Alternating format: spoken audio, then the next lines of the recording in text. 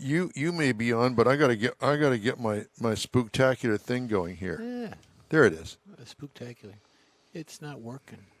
How's this working? Well, you're Yeah, gonna have how's to that working? shut the big lights off. Well, too late now, Is it? I guess.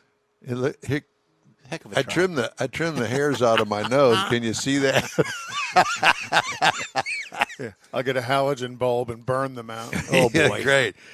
Well, good morning, everybody, and welcome to the In Wheel Time Car Talk Show. Not officially. We got about 50 seconds before the actual start of the show, and we invite you to stay tuned for a spooktacular Oh gosh. event. It's coming your way. Yeah. Do we have our first guest lined up there, Mike? Yes, we do, but she hasn't showed up yet. Oh, She is lined up. she's lined up. She's lined up. Okay. She's in line. Well, why don't you put But your she hasn't headset on showed and yet. join the rest of us? She hasn't showed up yet. She saw the Is intro. the dog in here? She saw the intro and decided not to show up. She's not in here because she'll bust the door down to get in here. Oh yeah. Okay, all right. Well, have whatever you want, Sort of however like- you want to do it, because sort of like the whole world is all about you. Bust the door down like the police raid we had last week. Yeah. Okay. Okay. Well, here we Ready? go. Are you guys ready? We're ready. I don't know what you're ready for, but Don, is this thing on? Is it? Yeah, Yeah, that it's thing's on, on. man. Here we go. right. This is your place to go for entertaining car talk, the In Wheel Time Car Talk Show.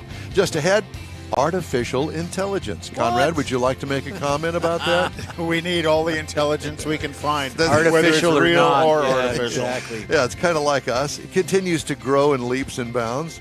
We talked to the VP of one of the leaders in the business about what to expect in your car in 2023. Awesome. Jeff has a feature on the top 7 horror movie cars. Ooh. Plus, we'll have the stories making automotive news headlines, along with Conrad's Car Clinic, all straight ahead on the Halloween edition of In Wheel Time. Howdy, along with Mike Out of This World Mars. King Conrad DeLong is back off the sick bed. I know. Jeff Zekin, we need more Jeff Zekin. Yep. He's here with us. I'm Don Armstrong. Glad you could join us on this Saturday morning for our live edition of the In Wheel Time Car Talk Show. And if you didn't know, the show airs live every Saturday from 8 a.m. until noon. Mm-hmm. And then we record, I don't know why, record all 3 hours. And then Mr. Mars works his digital magic, busts it up into 6 Podcasts. 30-minute podcasts. 8 a.m. till 11. You said noon. I did say noon? Yeah. Oh. I mean, that's the news for today. That's it. And the show's over with. Thank you for Bye-bye. joining us. See you later. Do we have our guest yet? Yeah. I'm sorry, I can't hear you. What? What? Yes, she's Yes, here. she's here. God. We're off to a zooming start, aren't we? You betcha. Speaking of Zoom, Kim Conti is Vice President of Product at Rain, where she sets and implements the company's product vision, building voice first, hands-free solutions for the deskless workforce. She leads all aspects of the product across strategy, execution, customer research, technical execution, and experience. Her middle name is Rain. Here she is, Kim Conti. Hi, Kim. Good morning, guys. Good to see you. Good Thanks for having me. Yeah, you bet. Well, you just pretty much do everything there. I don't know why you're the vice president. You should be the owner. Yeah. You can let my boss know that for sure. I will. Well, we definitely will do that. Get him on. Yeah. So artificial intelligence, it's been around for quite some time, but the integration of it into automobiles is really been kind of an up and down road across the many platforms of automobiles. And we're going to let you kind of lead the discussion here in the fact that, you know, we've heard good things about it, but we've also heard some pretty ugly things about artificial intelligence. Is it really ready to be in cars and to actually be integrated on the road? Sure.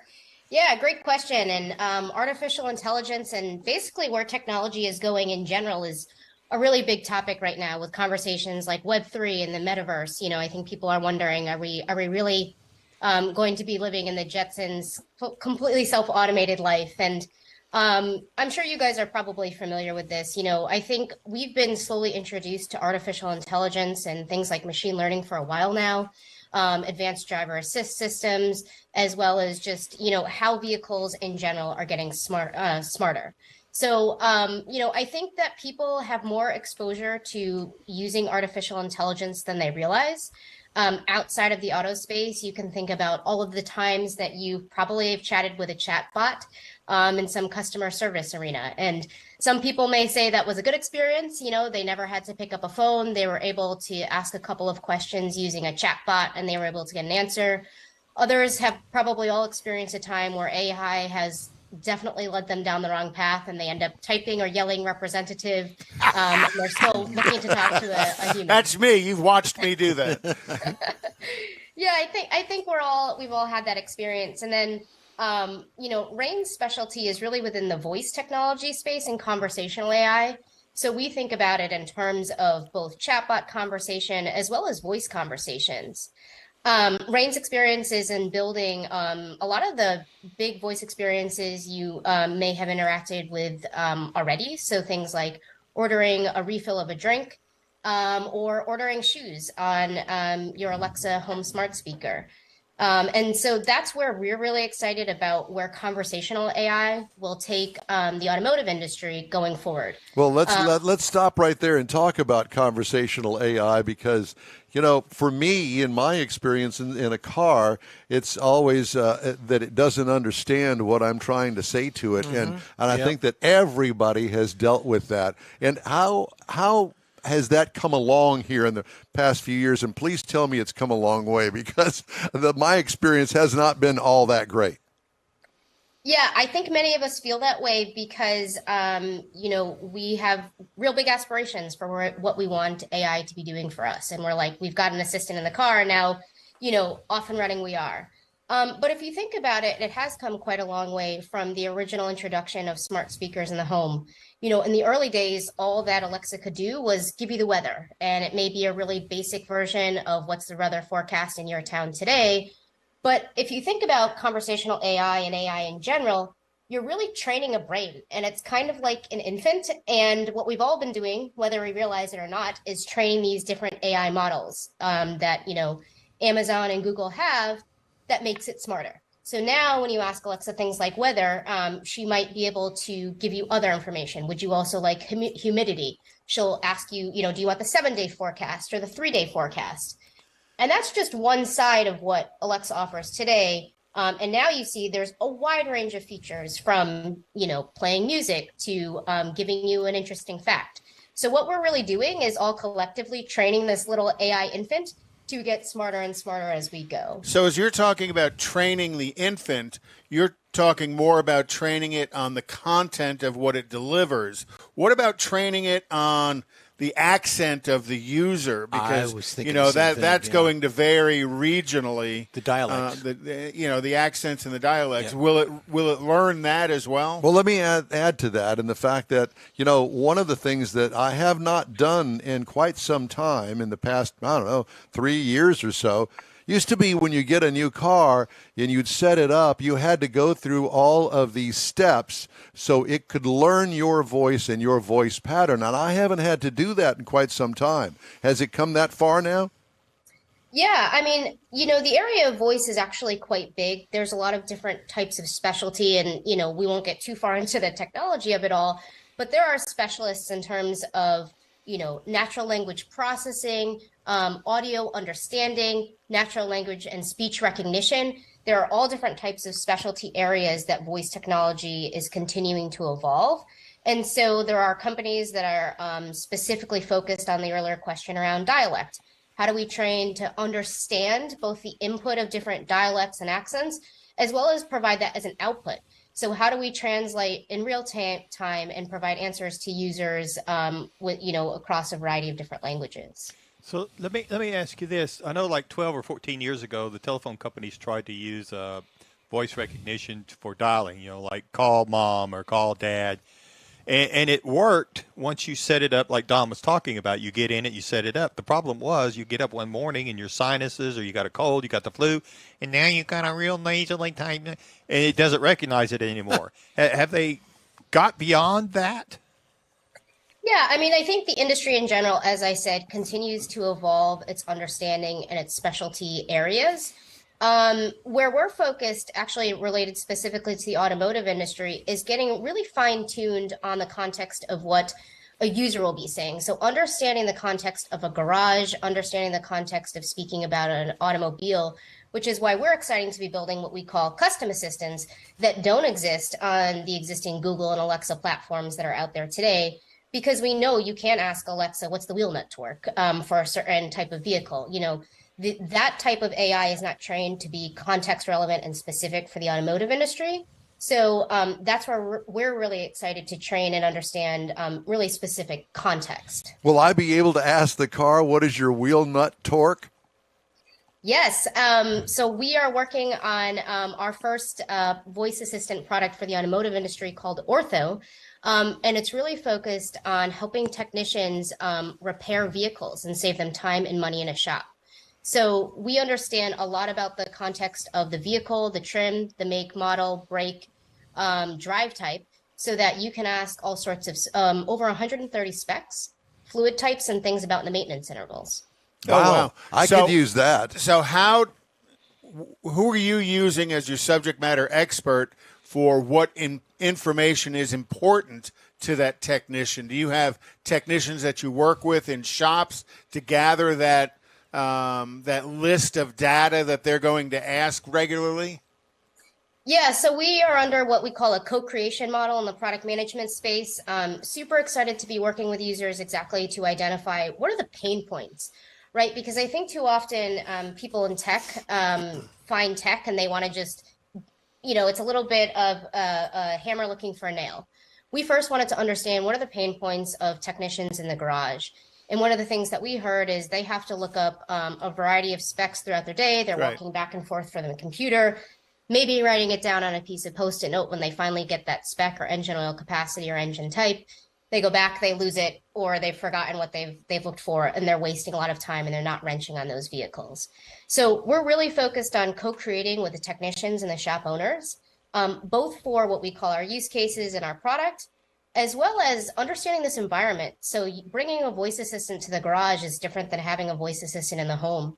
And we had a lot of early hypotheses based on our experience in voice, how people might use it. But we had a lot of questions with, would technicians bring this thing around? Would they want to hang it on a vehicle? Would they want to put it on their cart?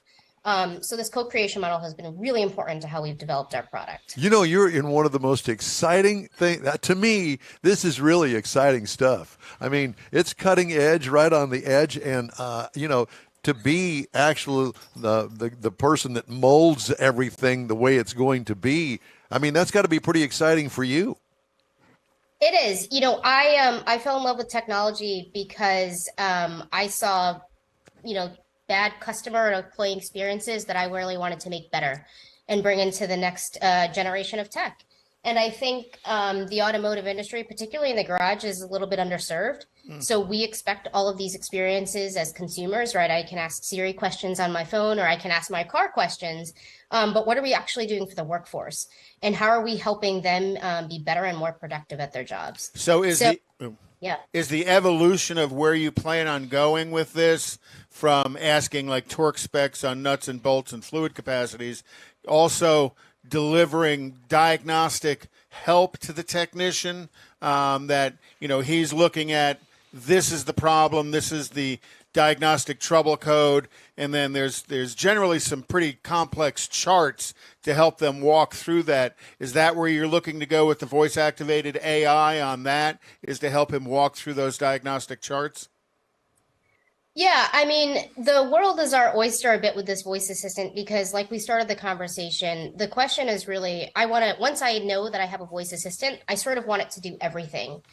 And so as we think about our roadmap, it can go both very deep. So to that question, how do we get smarter about repairs? If somebody is looking up a certain torque spec, do we anticipate they're actually working on a larger repair? And then we can proactively provide them diagrams.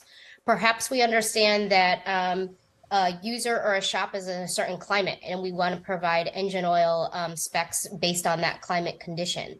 So we believe there's both a depth to the repair information that we can provide to the technician, as well as a broader offering. If you think about shop operations, parts ordering, communicating with people in the garage, we really believe that this product, grow across both the breadth and depth of the roadmap, can help the garage be more assistant and more productive across the board. Yeah, because I work with hundreds of shops here in the Houston market, and the more time the technician has his head under the hood, the more productive he is, because every time he's walking back and forth to that laptop, he may be gaining knowledge, but he's not turning wrenches. And isn't that and what, they want them turning wrenches? Isn't that what basically the OnStar did many years ago? Yeah, for the yeah, information. Well, not necessarily giving technical, but notifying of an accident or whatever the case OnStar did. But that was like the early days, wasn't it? Yeah, yeah. But that wasn't artificial intelligence. No. That was, Linked Right. somehow through the net.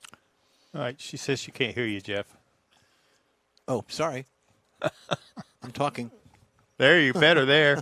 I can see you. So are you also working with any of the OEM manufacturers trying to help them improve their voice systems? Yeah, so we're in early conversations with a variety of different players in the industry, from manufacturers as well as shop management systems. So we really believe that if we can integrate into the workflow of technicians and say, when you're about to work on this vehicle, we already know the vehicles that you specifically are working on, because we know based on that shop management integration you have. So we're working with vendors like that. We talked about data earlier. We are powered by Motor. You guys might be familiar with them, who is essentially data as a service. They're aggregating all of the OEMs from vehicles 1990 and on to cover most of the vehicles that are on the road today. So lots of partnerships, both data-wise and across the auto industry in general.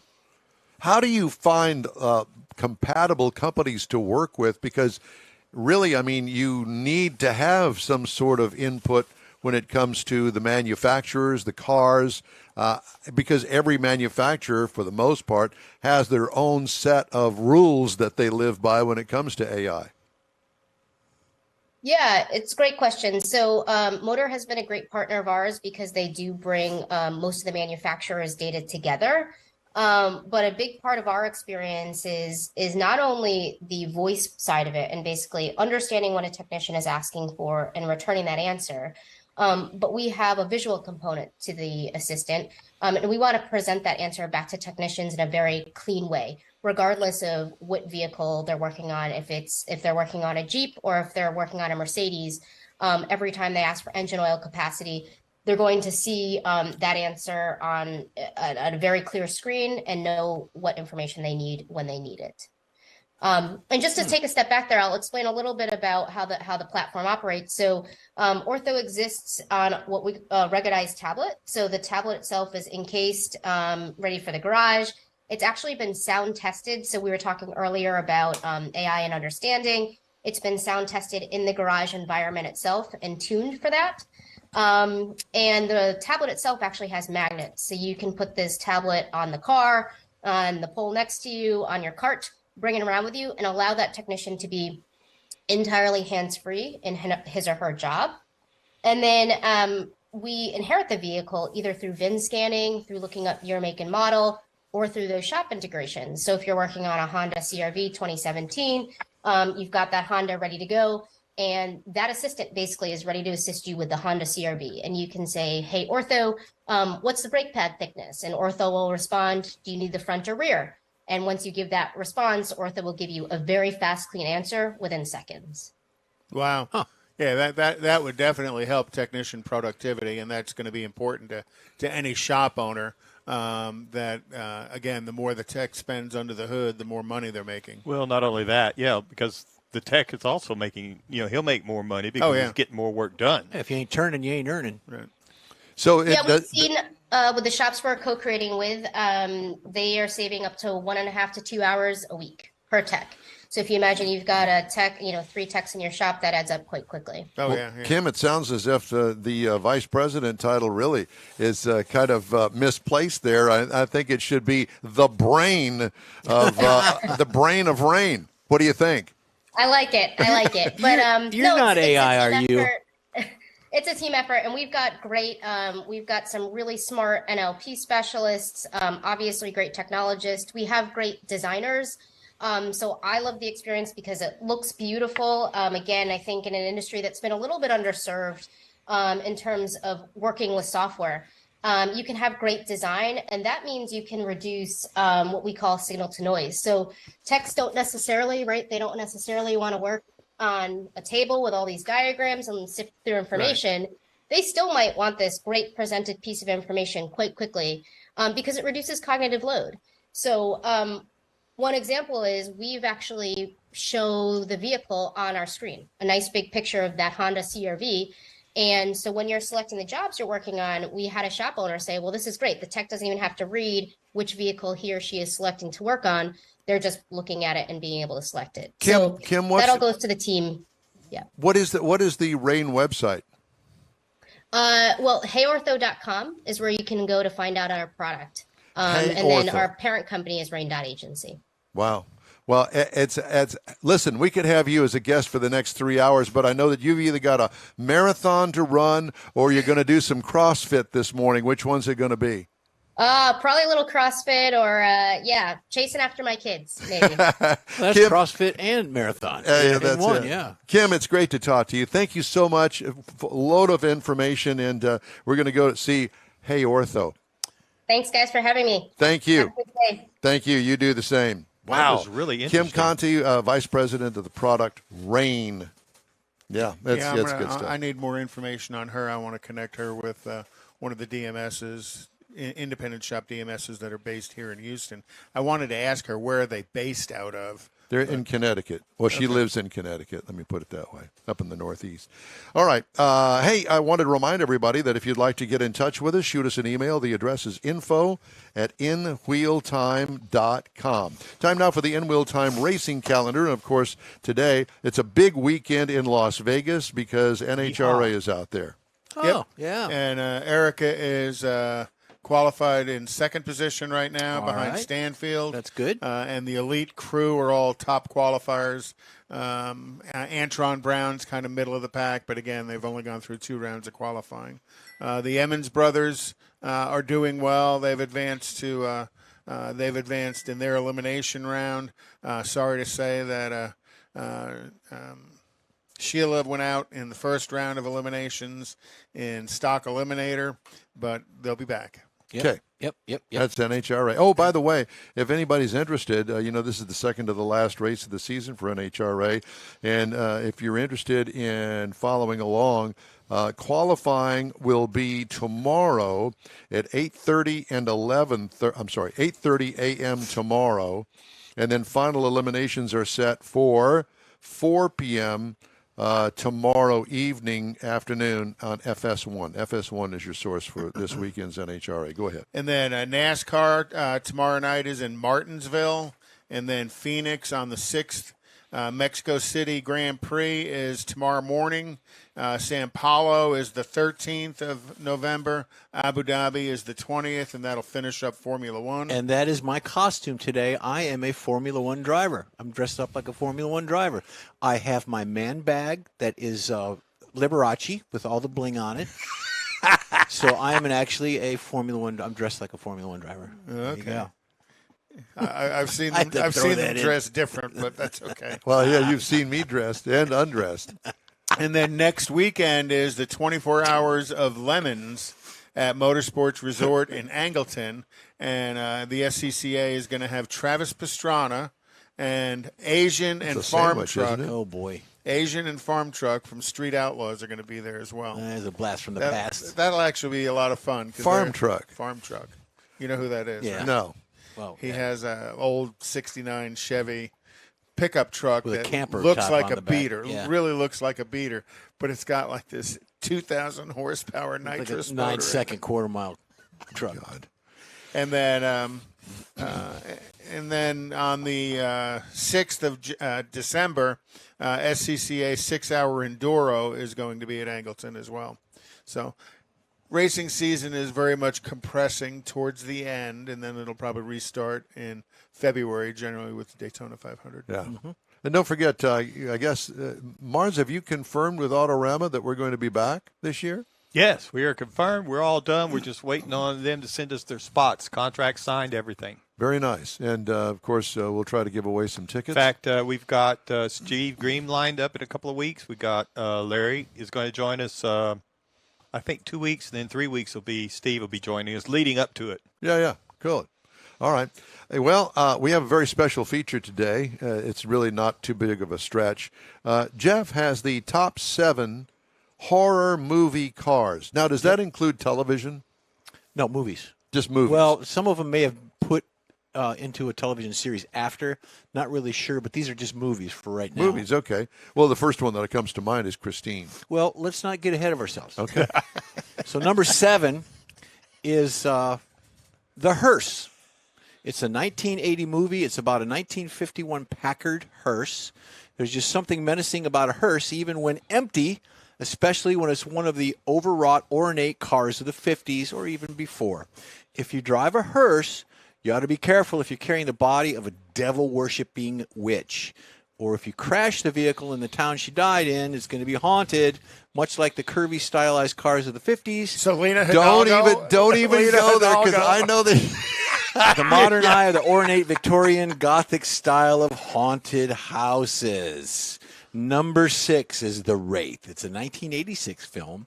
It does include a 1986 Dodge M4S Turbo Interceptor concept car. I remember this movie. The car is long, low, and black and kills plenty of people in this movie, Conrad. But don't worry, it's only out for revenge. The car in the movie is possessed by a ghost of a street racer killed by another racer, or possibly the form of gearheads in the afterlife. And the car was a Chrysler show car. I just told you that. You weren't paying attention. The car is ADD. supernaturally fast, and one of them that kills the whole gang of racers responsible for the accident. You went too far ahead, buddy. Number 5 is The Love Bug. It's a 1997 movie. It's a 1965 Volkswagen Beetle Horace the Hate Bug. Since the 60s, people have loved the Herbie the Love Bug. It's a Disney movie, but it wasn't until 1997 that the TV movie of Herbie came out. In this installment, we meet the German scientist who loved for his love for his. Did you read this I before did twice. Okay. So his Did you deceased write wife this? with Herbie and his heart.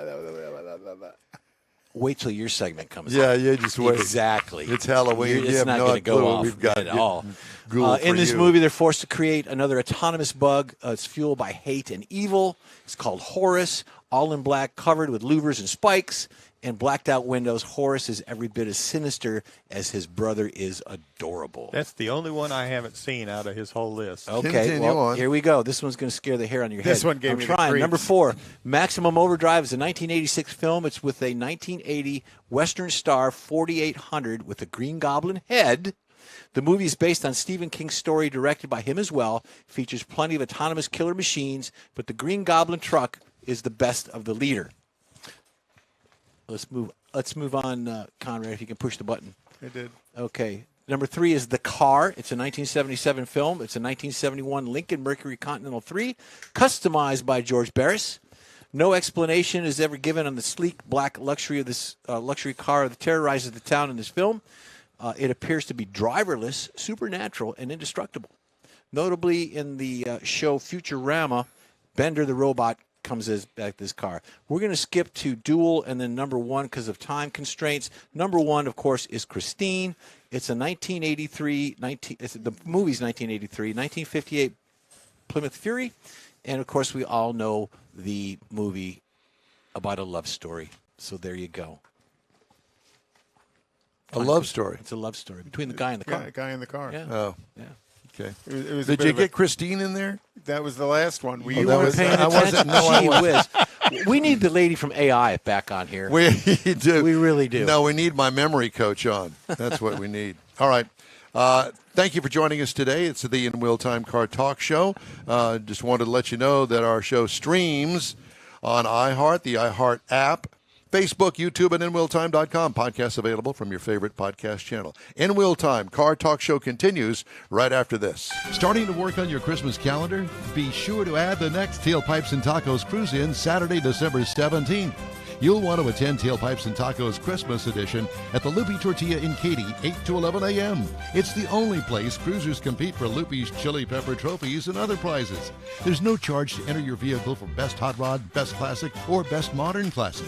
Tailpipes and Tacos is Houston's coolest and most unique cruise-in and is your opportunity to see the best hot rods, show cars, classics, and resto mods. And get Loopy Tortilla breakfast tacos with adult beverages. There's no entry fee and cars will automatically compete for those much sought-after custom Loopy trophies and other prizes. It happens at the Loopy Tortilla Tex-Mex in Katy on the Grand Parkway at Kingsland Boulevard, just south of I-10. It's the Tailpipes and Tacos Christmas Edition, Saturday, December 17th. The In Wheel Time Car Talk Show will be there too.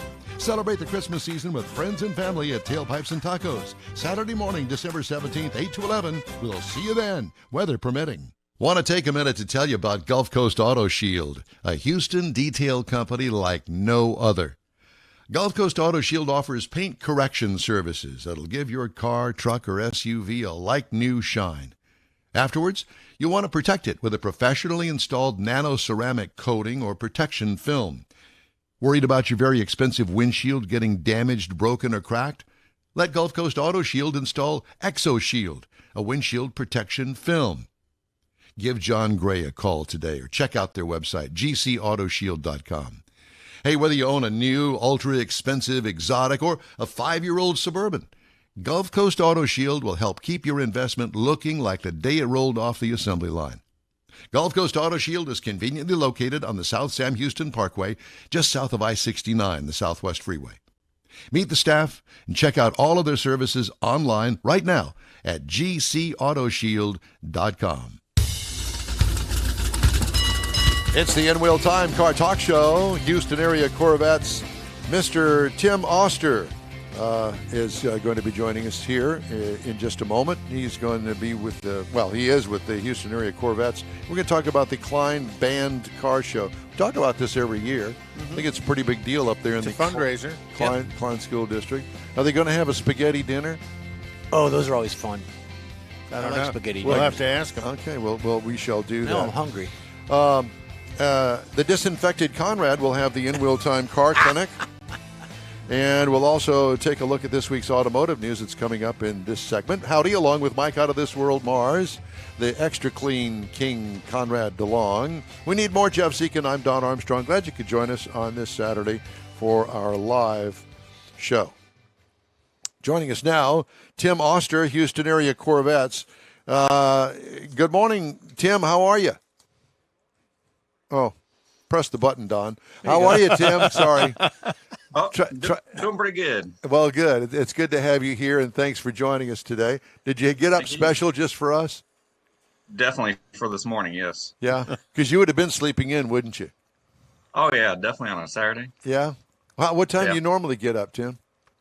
I normally actually get up about this time.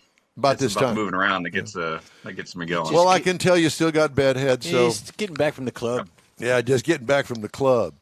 Right. So you're a member of the Houston area Corvette Club. Yeah, Is been that with them for a long. is long that the time. name? Is that the name of the club? Yeah. It is. Okay. And how are you guys associated with Klein High School? So we're associated by me basically trying to help out with the car show. Our son is freshman in the Klein High School this year. He's in the band. He's in the drum line. So I kind of got involved with it because they were asking for volunteers. And this is their 4th or 5th year for the car show, and they're trying to find people to help with it because every year they have parents that come in and go out. So because you're only there for the 4 years your son's in high school. Right. Well, Don was there for 11 years. Yeah. Took him a long time to graduate. Yeah. Right. And matter of fact, when I finally got my my GED, I went to work in the custodial department. But that's another story for another day. And but so let's first of all let's talk about the Houston area Corvette Club. Are they going to show up at this event? So I've talked to quite a few of them, and I'm hoping to have a good turnout. Well, for good. Corvette. Yeah. And where's the show going to be? Right there at Klein High School in the parking lot? Yeah, it's going to be in the Klein High School parking lot in the back lot. where the band normally practices. Gotcha. Okay, right there by the football stadium. And if you want to know what the address is, it's 16715 Stubner Airline. There you go. I just thought that I would sound really intelligent this morning and come up with that for you. You just read it off a piece of paper. I did. Okay. But I sounded really intelligent. didn't it? Artificial intelligence. Artificial intelligence. Yeah. So Subliminal how many cars do you intelligence. think are going to how many cars is there pre-registration or is it register when you show up? So there's a little bit of pre-registration, and you can register when you show up. My goal this year was 300 cars. Oh wow. They had roughly about 75 to 100 cars last year. The year before that, they had about 120 cars. This year, I was trying to up the ante and get more cars out there. So would it be, I mean, I don't know, is there some kind of criteria to enter the car? Because I was thinking about my ex-wife's 1982 Buick Regal. So this year, we don't really care what kind of car you have as long as you bring it out and you Neither have a did good he. time. And you And the bring some money. and you bring some money. Okay, well I Right. just wanted to make sure that we were all on the same page here.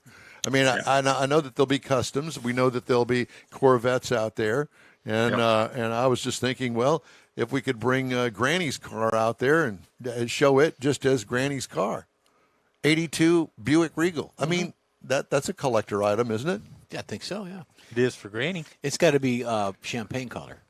And this is going to be Saturday, November 5th, starting Yep. at 8 a.m. to 5 p.m. I got here 9 a.m. to noon. Well, 8 So it's- a.m. is registration. So 8 a.m. to 10 a.m. is registration. The show goes till 1 o'clock in the afternoon. Okay. So the trophies will be at 12:30. The band will be playing around lunchtime. They'll be doing their showcase. Well, what do you got to eat out there? So we're going to have hot dogs, cotton candy, popcorn. They're going to have some barbecue. And we'll be out there. They're going to have snow cones. I'm in. We're all coming out there, and normally we would ask for a gratis lunch, but Stop. in this case, we know that you're trying to raise money. We might have to buy us a hot dog or Yep, two. yep. Yeah. All right. Well, I used to live right in the area, and Klein High School a number of years ago went through a huge reconstruction project, and it looks real nice now. Really. They've done a real nice job up there. So trophies, raffle, silent auction. What? So you got good stuff for the silent auction? Yeah. We got real good stuff this year. It's all donated from different people that we're sponsoring. Very nice. And is it all automotive related or not really? It's a good mixture this year. Yeah, it doesn't have to So be. we're trying to get it more than just automotive, since a lot of people like to look at other stuff rather than just cars all day. More people Absolutely. out. So what car are you taking up there? I've got two cars. I got a 70 Camaro and I got a 01 Corvette. Oh, hey. Hey. I'm an '01 Corvette guy. Yeah. Yeah. Well, I mean, yeah. do you have an automatic or a 6-speed? What? Tell me. No, it's a Z06, so it's a 6-speed. Oh, well, I guess I don't rank. Push off. Well, you do have a 6-speed. I got the 6-speed, but I don't have a Z06. Do you have a Hurst shifter in yours? Is your Camaro stock, or have you modified it much? It's heavily modified. So it's got a roll cage in it. heavily modified? That's heavily Yeah, modified. exactly. Well, you going to bring both those cars out there? Yep, I'm going to bring both my cars out there. Okay. And somebody else is going to drive one of them, and you're driving the other? So my wife actually likes to drive the Corvette. So I'm sure she she'll does. bring that Nice. one. Yeah. Imagine that. Okay. All right. Yeah. So it is going to be next Saturday, 8 to 1, Klein High School parking lot. If you're into cruise-ins and want to take a couple of extra bucks, And support But this a is good actually going to cause. be like a judged car show, though. No, right? this is Yeah, a yeah. judge's Because you got car the show. trophies. well, that's okay. So we So are how- judging it. We're doing the top 20 for the trophies this year. And is that going to be based on judges or kind of people's choice? Judges. So we're going Okay. to have judges this year. So there is an So entry fee we're- then. Well, that's how they Yeah, there'll raise be money. there'll be a best of show. We have trophies. Carrie from Showplace Classics has made the trophies for us. He'll also be the DJ at the event for us. I talked him into coming out this year, and then we'll have a top band choice, so the kids can actually pick their favorite. Oh, cool. That's a great. That would that's be good, Yeah, yeah. that's a great deal. The Bearcat Band. Well, we're looking forward to it. Be sure and get back with us and let us know how the event went. We would call you next Saturday and have you on the air, but I would imagine that you would have a little bit on your plate to deal with on next Saturday during the. Oh, during it's got a full schedule for sure. Yeah, no doubt. Okay, so we're going to send everybody out there, and it's going to be a full house. Best of luck to you, and Tim, it's great to talk to you. Thank you. Congratulations. Yeah, that's good stuff. Go Bearcats. Go Bearcats. Go Bearcat Band. Go Bearcat Band. That's it. Yay, band. Tim Oster, Oawster. Were you in the band, Jeff? High school? Oh yeah, I was a drum major for 2 years. Yeah. Angie was in the marching band, and she all that. played clarinet in the marching band. Marching band in high school and at Oklahoma. Oh, Really? very good. Very good. Marching band, pep band. Did you meet her in concert Oklahoma? band. No, I met her in the hospital. She was my physical Orchestra. therapist after my motorcycle wreck. Gotcha. Well, So you married your nurse? I married my therapist. She was a physical Does therapist. she still Physical have the therapist. uniform? Huh? Never mind. Yes. she does had a she still have the uniform? Mike's got a little fascination thing going down over there. Well, he doesn't get out much. Well, No. yeah. Saturday mornings he does. What he does, he's got to wake his mom up to do it. Yeah. Mom, I'm going out. Yeah. See you Be later, home Mom. early. I don't even know where to go with I that. don't either. Well, my next mind time- I is think all you over should the just place. leave it alone and let's move We got on. clinic and news coming up, but that's been a while. Houston area market news for the automotive industry. And it's a mixed bag. Sales of new and used cars is all kind of flipping around these days. The value of used cars is taking a deep plunge. Yeah, it's going down. Yeah. It's going to be the painful. Yeah, it's going to be painful, especially for the dealers, because they go out and buy used cars to put on their lot at one price, and then a week later, the car's not worth what they paid for it, and they've got to turn it just to get their cash back out of it, so they write it down. we would normally have the Emmons brothers on here to talk about that, but the problem is they're racing They're in all Las over They're Vegas. really busy. Yeah. So at any rate, I thought it was interesting. I will give you the. I mean, this is nothing but charts and all sorts of stuff that they sent out this week, and it's a very interesting mix. Houston is a different market when it comes to new and used car sales. I would agree with that. Than most other markets of our size and comparable size markets, and it's very interesting. It's very confusing, but for those of us that really aren't totally 100% into all of the information, the basic bottom line is that things are turning right now. Some of these dealers that have been asking way over MSRP for some of their cars, Finally discounting. well, at least they're coming back to MSRP. Well, I'm starting to see even kind of caught my attention watching some of the commercials talking about $3,000, $4,000, $5,000 discounts off of sticker as well, which is it's been years since they've done that. Yeah. Since the beginning of the pandemic, so that's kind of good to see. And you heard or you read that Group One, which is an auto retailer that's got 200 some odd dealerships around the Conglomerate. country, that is relatively based in Texas and Oklahoma, but not exclusively. They set all-time record for income. General Motors showed a $3 billion Profit. $3 billion profit this quarter. So it seems like as inventories return and as I drive around and you drive around, you could start to see that inventories are returning to the dealerships as well. Well, the chips are being That they have plentiful now. Yeah, that they More have plentiful. cars in stock. So that's going to help them as far as revenue and income as well. The struggle I see is going 2 years with restricted inventory is going to be pretty painful on dealerships and used car operations in the future because there's not going to be the volume of used cars coming back in to trade for the new cars, to fill the used car lots up, to keep the dealerships shops busy and the independent shops busy. That whole 2 years of lost production is going to Well, the be dealerships themselves, long-term painful. their service departments are going to suffer. Well, speaking- same Oh, yeah, reason. yeah. Speaking That's of what I service departments, I had a story that was way too complicated to even try to explain. But the story is that retention at dealerships with personnel is huge. It's the biggest it's been in decades because the dealerships are paying their employees a whole lot more to hang on to them because they know how valuable they are. And how expensive they are to replace. Yes, exactly. And there's not much in the supply chain when it comes to personnel. Right.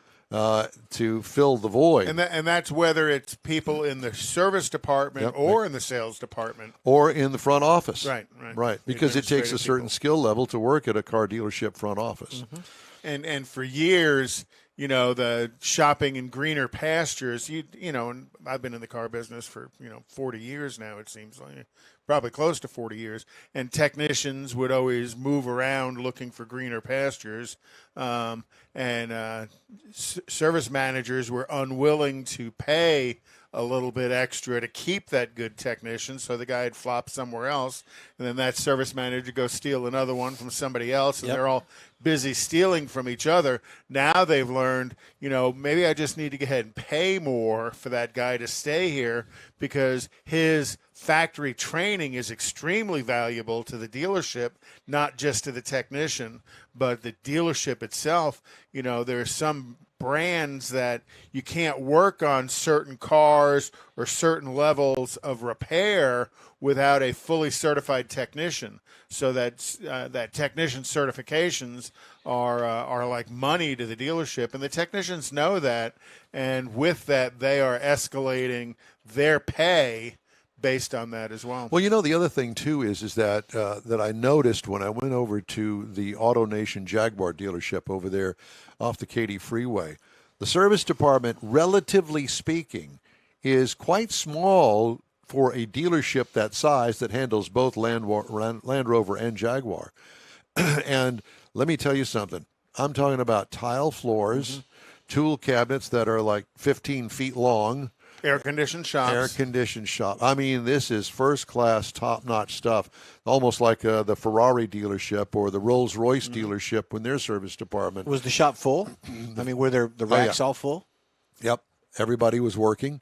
It's quite impressive to see a new car dealer service repair shop these days. I was quite taken back by it. It's remarkable. And air-conditioned shops in Houston are actually, I think, very important. And it's very valuable to the technician. And a technician is much more productive in an AC shop than they are in a non-air conditioned absolutely, shop. yeah. Because late in the day, 1 o'clock, 2 o'clock, 3 o'clock in the afternoon, and it's 110 degrees inside that shop, that technician kind of slows down. He's looking for some place in the air conditioning to go hang out every now and then just to kind of recover for himself. So AC shops tend to be much more productive shops as well. Absolutely. Well, I thought it was pretty interesting. Anyway, we'd love to hear from you. Just shoot us an email. The address here is info@inwheeltime.com. Time now for Conrad's Car Clinic. You were off last week. And Yeah, but I did a car clinic last Yeah, you week. did. I zoomed in. Because what was your car smoking? What last was week? your car smoking? What And I was had your all car kinds of smoking? stories. What were you your smoking? panties fell down here on the back of Oh, your. no. Yeah, sorry. A costume? So what is top-tier fuel, and does it really keep your engine clean? Does it? Well, that's what we're going to learn a little bit about today. All fuel, whether it's top-tier fuel or not, has to contain a certain level of detergency by law. And that level of detergency just means, there are deposit cleaning agents in the fuel, but any fuel manufacturer is going to do the minimum required. And then you've got those fuel manufacturers that have this top tier designation, and that's Shell, Chevron, Mobil, Texaco, Valero, and a number of them all have that top tier designation. And that's important because that top tier designation means that their fuel has a little bit more deposit cleaning agents than the regular fuel does. But the problem with that is it's all about the volume of cleaner that's in the fuel, not the quality of the cleaner that's in the fuel, and that makes a difference. And between all of these fuel manufacturers, they all use a little bit different formulation of their detergencies that are in there. So if you think top-tier fuel is keeping your engine clean, you better think again. That may be what you believe, but what is actually true. Top tier is again about the amount of detergency that's in the fuel, not the quality. They have to demonstrate their performance to decipher what level of cleaner is in there. And the top tier fuel can introduce up to 40% more combustion chamber deposits than regular fuel because the detergents that they use break down under heat, and that leaves behind carbon deposits, and that can be a real issue. They use a lower cost fuel and then build it up with these a less stable fuel detergent. And once these detergents are heated in the combustion chamber, they basically fall apart and leave behind these carbon deposits. A further concern using top-tier fuel is the detergents in the fuel can keep your intake valves from sticking, which is important. Hooray. But that's only if they use substantially more detergent than is actually in the vehicle. So they might be using a good detergent, but they're not necessarily using enough of it. And obviously, that's all going to drive the price of a gallon of gasoline. The more detergents that What they is use. that stuff that I used to use years ago from Chevron? Tektron. Tektron. Tektron is a very good detergent cleaner in there. It's expensive, but I put it in a tank of gas, and I don't know if it did anything. Well, and you can get Techron comes in Chevron fuel. I think it also comes in mobile fuel as well. I think Chevron and yeah, but if Mobil- you want to do a big juicing, you want to hit it up, correct? Yeah. You know, and I'm cleansing. kind of here on my soapbox talking about top tier fuel. Regardless of whether you use top tier fuel, your engine isn't getting enough cleaner in it, so it's going to get dirtier and dirtier with each tank of fuel. Many manufacturers recommend a fuel additive at every oil change interval. General Motors recommends a fuel additive at every oil change interval. So does Audi, so does Jaguar, Land Rover, VW. Now, when you say a fuel additive, what are you talking about? A tank additive. A booster. A octane booster No, or no, a no, cleaner? A cleaner. Got A it. cleaner fuel additive. So Kia requires a fuel additive with every oil change interval. you keep saying top tier fuel. I mean, like, what would be an example of something Premium? that's not a top tier fuel? 7-Eleven gas. Yeah, 7-Eleven. Okay. Buc-ee's is not top tier. And I'm not jamming Buc-ee's on it, but top tier is a designation that fuel suppliers earn based on the level of detergency Okay. that's in Okay. their Pull So that that is microphone So that down is some, please. a legal determination of the fuel itself. Okay. Pull that down a little bit, please, because you're popping the microphone. Don't be and it's- dissing Buc-ee's because there's going to be a beaver Well, waiting for you out let by me your just car. say this about that. I got a place, a Fuel Depot, it was called, cheap, below 7-Eleven. And the guy was pulling up there with the big tanker truck to dump his load of fuel into the underground tanks. And I asked him, I said, so what gas do you actually have in the tank? Well, I can't tell you that. I said, where did you get the fuel? He says, well, don't tell anybody, but it's Conoco. Mm-hmm. Conoco would be a top fuel. Yeah, so what happens at the distribution center? Yeah, I know where that is, So too. the distribution center, the tankers pull up and they dial in what they're putting in their tank. Well, as they're dialing in 8,000 gallons worth of fuel, they also dial in 100 gallons worth of this detergent, 100 gallons worth of this additive. So the fuel that fills up the tanker is getting liquid out of 3 or 4 dispenser nozzles. So here goes the fuel, here goes the additive like making a package cake. that goes in it. Right. Each shop, Ingredient.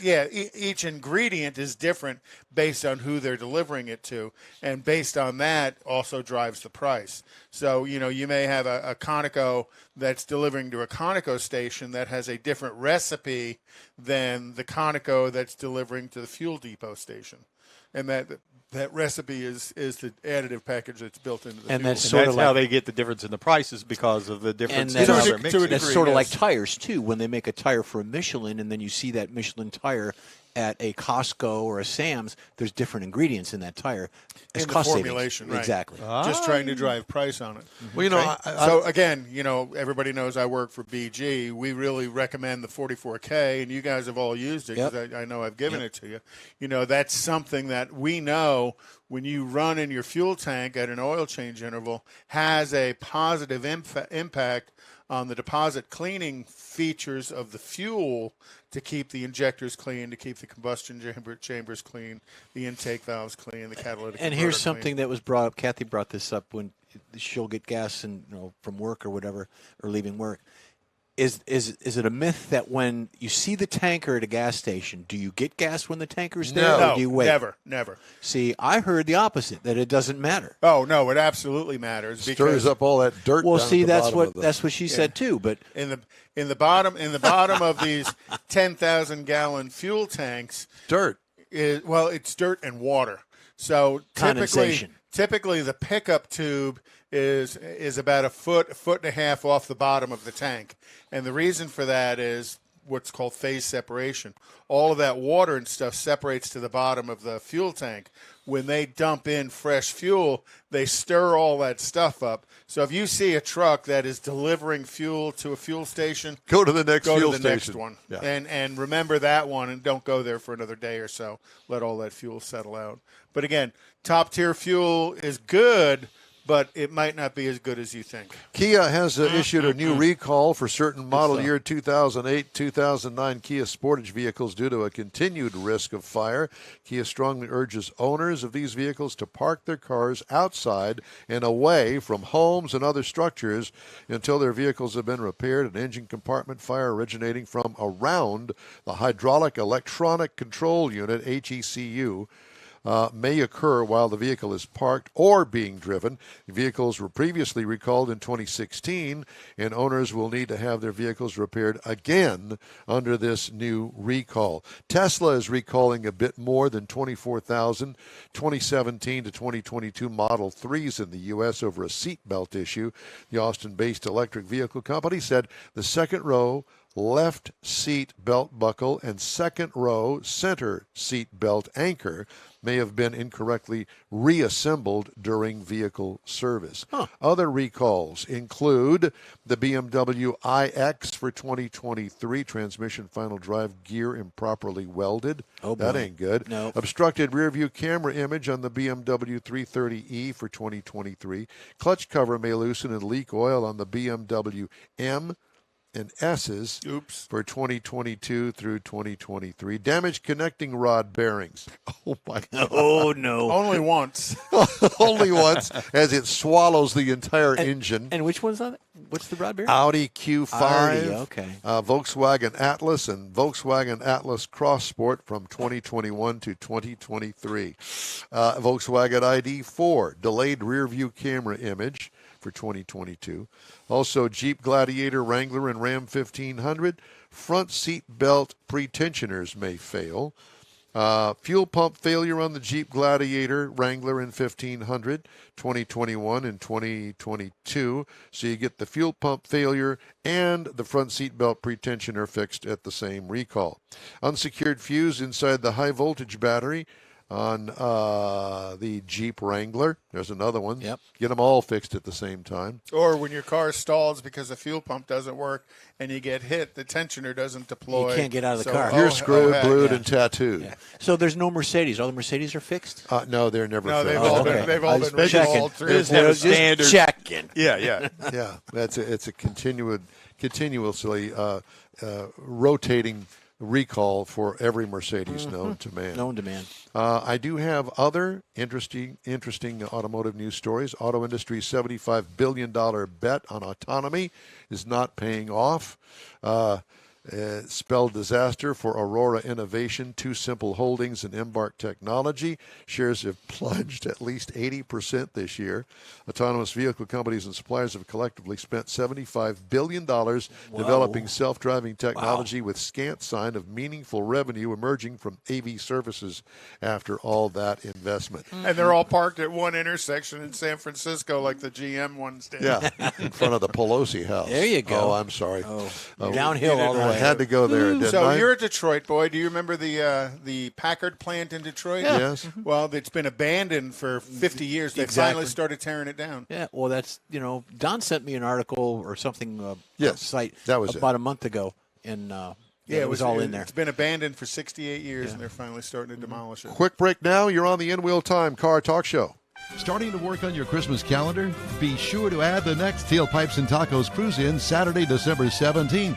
You'll want to attend Tailpipes and Tacos Christmas Edition at the Loopy Tortilla in Katy, 8 to 11 a.m. It's the only place cruisers compete for Loopy's Chili Pepper trophies and other prizes.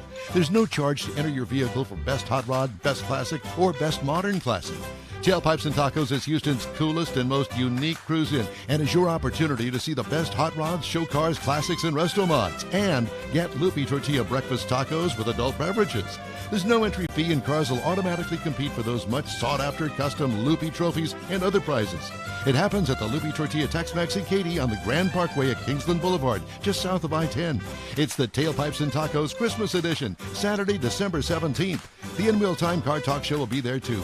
Celebrate the Christmas season with friends and family at Tailpipes and Tacos. Saturday morning, December 17th, 8 to 11. We'll see you then, weather permitting. Want to take a minute to tell you about Gulf Coast Auto Shield, a Houston detail company like no other.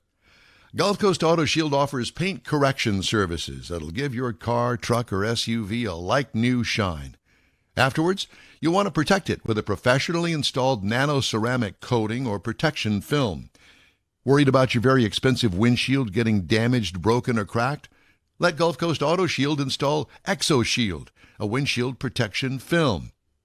Give John Gray a call today or check out their website, gcautoshield.com.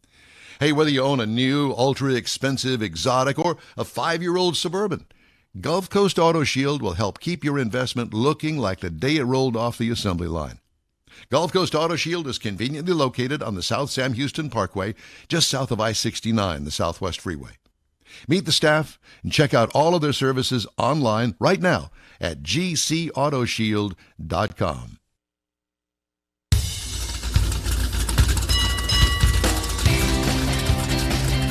Welcome to the In Wheel Time Car Talk Show.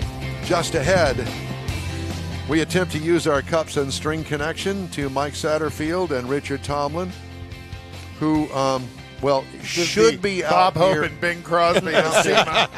They should be out there near El Paso on I-10 headed to SEMA in Las Vegas. A day late and a dollar short. Except Well, they're a still, day late anyway. they're still in Wichita Falls. Yeah, they're not going that direction. Now they're going up through Amarillo instead of going out that way. I don't know why they changed their mind. That away. That's a direction.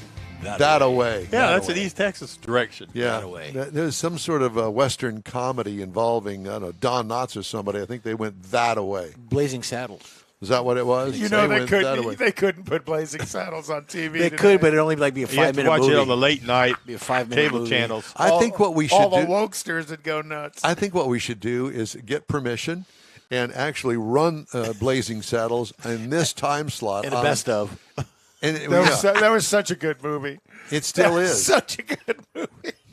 That and what was the other Mel Brooks was Spaceballs. Spaceball. Yeah. I love Spaceballs. And the one, the one where the knight has his arms and legs cut off, and he says, "Come on." That's Monty Python. Monty Python. Yeah. Okay, different movie. Search for the Holy Yeah, Grail. that's it. That's the one. That was way too Maybe we funny. should do a movie review. And the I horses did. with the I coconuts. did 7 of them. A movie review, not car reviews in movies. You know, I was surprised you didn't use. You remember Chevrolet did Remember? the commercial a few years ago about all the horror movies that were Ford products, and it was a Chevrolet thing. And Cujo was the girl was trapped inside of a The Pinto. big dog, yeah. And the dog was up trying to eat its way through the windshield of the yeah. Pinto. Yeah. I missed the I whole thought thing. that was a pretty creative. That's the only part of that commercial. show I ever saw. very creative part of that. So we got a carload of people here. I'm not sure. They're driving. They're moving. Well, should we put them on Let's the air? zoom them in. You ready? Might Okay, as well zoom them there in. All they right, are. well, they're zoomed in. They're zoomed in. Richard. What's going on, guys? Good morning. Where the heck are you, Richard? Are you lost in the desert? We're pulling into Childress right now to stop and talk to you. We're about 3 minutes behind schedule, but signal was strong enough. We decided to go ahead and call in a little bit early. Wait just a minute. 30 You said or 3 minutes. I thought that you were more like a day And a half. behind. Nah, we got plenty of time. Plenty of time. You're such a liar. You have plenty of time. Yeah, that's why you got up and drove all night. No, we left about 12:01, 12:02 last night, and you can see who was driving most of the night. Just straight out in the back seat. So we'll be in Vegas this evening late and get loaded in tomorrow morning. Okay. Well, and has load in already started out there? Sunday it starts. Yeah, Yes. Sunday it starts. We're one of the earliest time slots to get in, which is why we had this crunch because show doesn't open till Tuesday, but our time slot's Sunday morning at 9 a.m. Oh my! Oh, God. because of where they're going to put you, they got to get you in so they can bring some in behind, I guess. Yeah.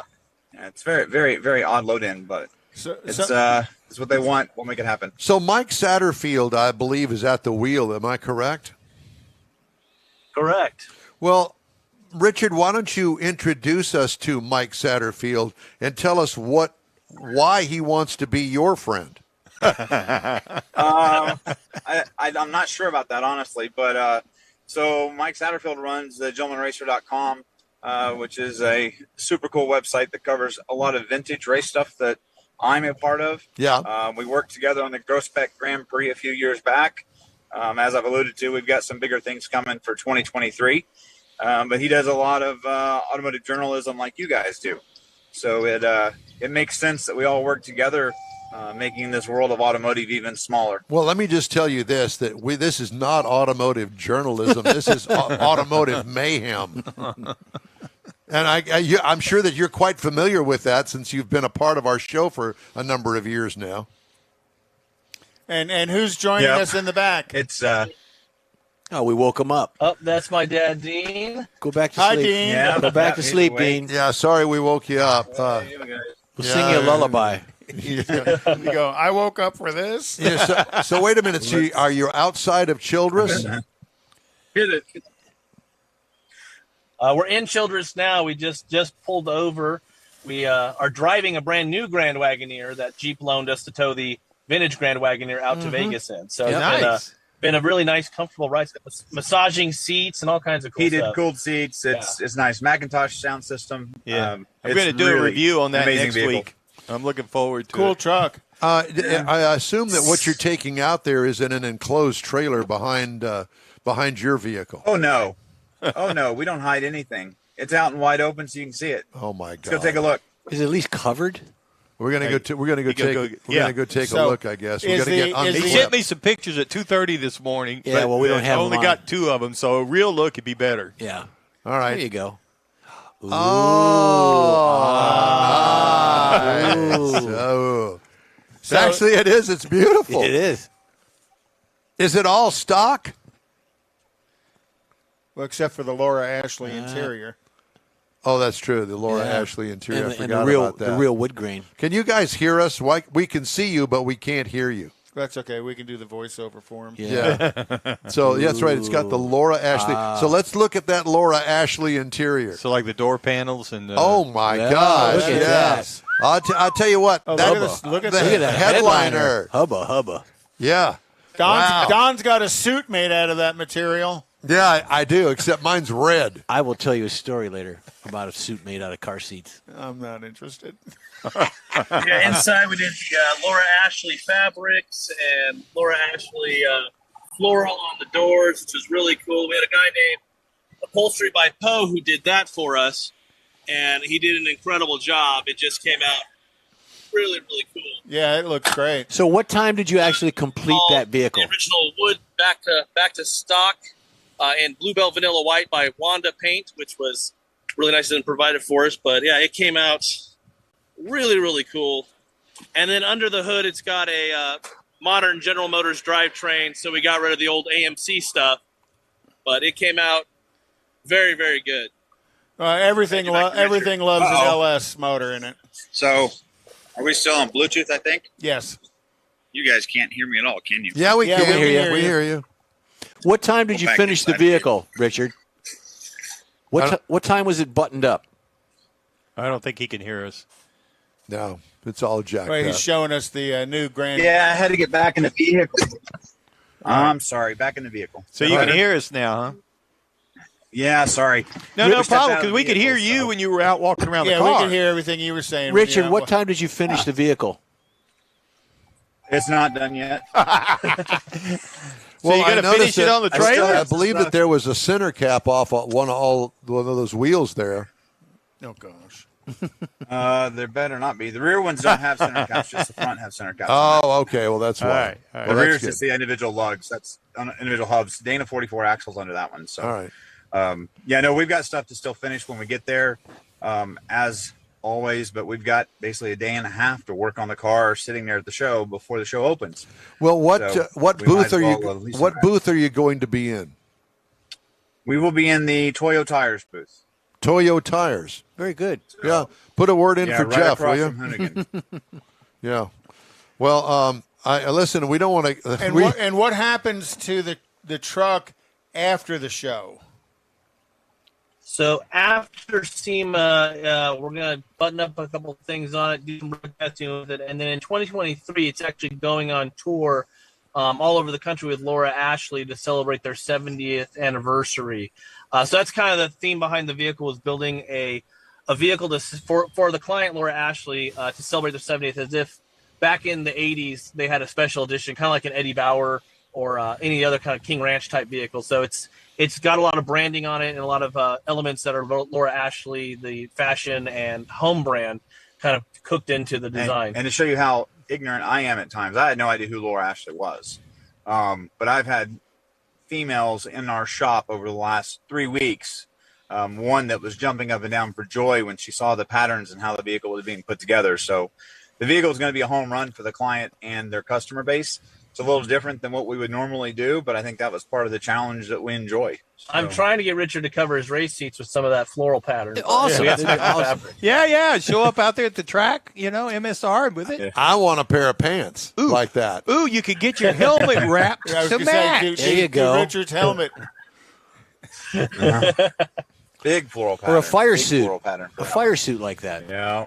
Yeah, that would work. So wasn't there another vehicle going, a Ford truck?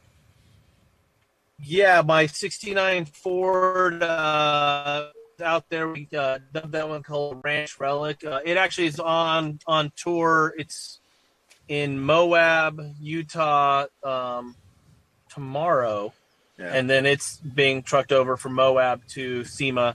Oh, And okay. it's going to be the eBay Motors booth. It's been touring as part of the Parts of America tour. Really fun truck. They really kind of gave me a lot of leeway to build. They wanted an old school looking ranch truck. So I tapped my friend Sean Starr, who does hand painted graphics, old school sign art. We kind of made up our own ranch called the Rio Brazos. And it looks like a 1960s work truck. Upgrade, obviously, disc brakes. We put a really beautiful wood bed in the insert into the old beat up bed. Put a saddle in the back. Put some nice Cosmo tires on it, and a bunch of other fun. Hair on hide was pretty cool too. Hair and hide leather inserts on the seats, and really kind of made it a cowboy truck. And then a couple of nice little modern conveniences, like a Bluetooth classic auto sound system. So still looks old school, but you can sync your phone up to it and There you enjoy go. your modern music. Did you guys use the same upholstery shop that you used for the Laura Ashley? Yeah, Upholstery by Poe in Bryan, Texas. I found him by chance, and he's just excellent. Head down, got everything done. Everything fit perfectly. Really, really good. So, yeah, we got really lucky to find so much talent here in Texas with Richard Shop, with Sean Starr, with Poe, all these guys that helped put this thing together. Wonderful. But yeah, and Dad, too. And Dad, too. That's right. And Dad, too, is an afterthought. Well, I'll tell you that, it's about connections in this business. And if you want the best, then you need to know somebody that knows somebody. Correct. Absolutely. Yeah. Yep. Absolutely correct. So you're going to make it to Vegas tonight, you said? Yep. yeah, we'll be there this Late evening. tonight. It's Betting only 20 on black for you? Yes, I was thinking the I same was going to thing. say, yeah. it's only 975 miles from where you're at in Childress. Conrad's got you calculated on his Yeah, computer. It shows 14 hours to get there, and that doesn't. And you're not allowed to stop to pee. Hey, what are you paying for gas on the way? And we just saw $5.60 for diesel coming in at Childress. Are you in a diesel? Too much. Are you in a This is diesel? a 6-cylinder, straight 6. No, yeah. it's gas. Was this gas? This is gas. This was a 6-cylinder twin turbo. It's a inline 6. This is a new Hurricane what twin you had, turbo Mike. motor that they're putting in the Grand Wagon. Mike had that. Yeah, it's gas. Yeah. Sorry. Yeah, I was going to say, it may have been Besides, you gas, think but it it- sounds like it may be diesel now. Don't put diesel in it. Yeah. So you got a little ways to go. Too used to looking at diesel prices. Yeah. So Yeah, it's just not don't bad on put mileage. diesel fuel in it. Gas That's the anyway. Yeah, only don't thing, do yeah. that. Don't do that. Well, No, listen, that'd be guys. bad. Listen, guys. Calling Conrad. It's great to talk to you. What about Conrad? He'd be I was calling saying, you. anytime we mess up the fuel system, we got to call Conrad to get things fixed. Oh, Yeah. well, that works. Well, you've got a long haul ahead of you. Good luck. Amarillo by morning and Albuquerque in the afternoon. That's a good haul. Hauling donkey. That's right. Got to be We will, hauling donkey. All right, will you make guys. it. Y'all have a good Appreciate trip. it. Be safe out there. We'll talk to you soon. Have fun. Yeah, exactly. Laura Ashley, what a great connection, because that brings a female content into their SEMA show, where I would say typically SEMA is quite male Oh, dominated. yes, it Duh. is. But what they're going to ultimately use the vehicle for will be actually direct contact with women. Right. Yeah. Laura Well, the Ashley. 70th Right, anniversary. Yeah, right. And that Jeep Grand Wagoneer, to me, was kind of the original SUV. Even before the Cherokee, which a lot of people talk about the compact SUV, was born around the Jeep Cherokee. But the Grand Wagoneer and Suburban were really the only things that were out there to speak of. That's right. And I'll be honest with you. Back in my day when that old Grand Wagoneer was out there, the Wagoneer, when it was out there, it was kind of like, the guy was smoking the pipe with the smoking jacket or sweater on. Yeah. with the elbow patches on Yeah. it. Yeah. And nobody that I knew had one. But they were bulletproof. Well, they Well- may have been, but nobody wanted to drive them. That was a mom and pop or grandma and grandpa car. Or I had an uncle that lived up in Arkansas, up on top Well- of one of them mountains. Enough said. Enough said. Yeah, he had one. And he had a Wagoneer and 3 teeth, Yeah, you got pretty lips. 3 tooth. 8675309. Did you see that Yeah, I that I did. posted? And That was funny. And a banjo. Well, there was no banjo. They just used the 3 teeth that No, he had in he's his just head got a as the little number small 3. guitar. A lot of He's squealing learning going the on. banjo, but A lot of Squeeze squealing. box. Lord have mercy. All right, time now for the events calendar. Conrad has that. And let's see, tonight is Nifty 50s. Also tonight is the Haunted Cruise-In at Cooper's Old Town Barbecue in Katy. Meticulous detailing trunk or treat off Saratoga Boulevard in Corpus Christi. Reaction Motors. Corpus Christi. Yeah, well, we Yeah. you should see people who watch our show. Yeah. They're from all around I'd the be state. afraid. Be very afraid. Be very afraid. Just as long as you subscribe, it'd be good. Texas Night Fest at the Humble Civic Center off of Will Clayton Parkway. That would be the Humble Civic Center, not Humble. Did you Humble. reread this? Yeah. Did you pre-read this? Humble. And that starts at 7 p.m. How long have you lived here? Long enough. I wasn't born in Texas, but I Apparently got not. here as soon as I could. Well, humble is not the word. Humble. Humble. And also tonight, starting at 1 p.m. this afternoon, Trunk or Treat off of Little York at the bike. That's a truck and bike show, $15 entry fee. Tomorrow is Trucks and Coffee, Trunk or Treat at the War Memorial in Houston, Texas. Cool. Cruise in, no entry fee. The Halloween Bash starting at 9 a.m. tomorrow at Freddy's Steakburger off of Sam Houston Parkway in Pasadena. The Cy Woods FFA Car Show at 11206 Telge Road in Cypress, Texas. That should be a tractor show. Car and Tractor Show is tomorrow, and that's a fundraiser for the Cy Woods FFA. 11 a.m. tomorrow to 3 p.m. is the Houston Cars and Cocktails at Little Woodrow's off of Timber Tech Avenue in Tomball, Texas, and that's in open cruising. And they got some high-dollar cars, a lot of Lamborghinis and Ferraris and Vipers and stuff show up to that. And then Chicago Bar and Grill's annual auto and bike show at 4444 Cypress Creek Parkway in Houston. $5 entry fee, and that starts at 2 p.m. tomorrow afternoon. Joe Pritchard's Courtesy Chevrolet, 7777 Katy Freeway, just west of Post Oak. Ta-da. You said 4444, and that got Joe me thinking. Pritchard. That was somebody else when I called on them. Joe Pritchard's Courtesy Chevrolet. Courtesy Chevrolet, right? Yeah. Yeah. Joe Pritchard's Courtesy Chevrolet. We know Chris And Pritchard. then He's a guitar player. tomorrow at 4 p.m. is the Trunk or Treat block party at Edgewood Park off of Belford Avenue in Houston, Texas, and that's an open show. All right. So lots of stuff going on around town. Buy And your there always Chevrolet is. from Persia, Mike Persia Chevrolet. Buy your Chevrolet from Persia, Mike Persia Chevrolet. How do you remember those things? Remember? Don, what'd you do with all the money your parents gave you for singing lessons? Or an education. It went or, up in smoke? No, yeah, it went up in smoke. So you don't have to subscribe to this episode to subscribe to next week's episode. That's right. What's next week? A new subscription. There you go. Time now for this hour's car review. Mr. Mars has the chance to drive I don't know why the hell they gave this to you, the Challenger Hellcat. Because I'm a nice guy. No, that ain't it. You nice guy. So let me say with a preface. Let's hear it, Jeff. Let me preface this that the Hellcat gets a lot of different things. People look at it different ways. The Challenger itself comes in 5 models. You can get an XRT, which is the most popular, actually, and then a GT and an RT Scat Pack, and then you get up into the Hellcat model. Now, this is the 2022 model. Is the 3rd gen of this particular Challenger. Hasn't been changed much body-wise since 2008. It falls into that muscle car, pony, sports car category, but it's bigger than most of its peers. The Mustangs, the Camaros, it's a little bit bigger than most of them. You can actually put 2 adults in the back seat of this vehicle. So it makes it for a very nice 4-passenger car. Now, we had the SRT Hellcat with the wide body package on it. And this is actually an option. You can get it on the Hellcat, you can get it on the Demon, you can get it on 2 or 3 different models of it that you can actually get this.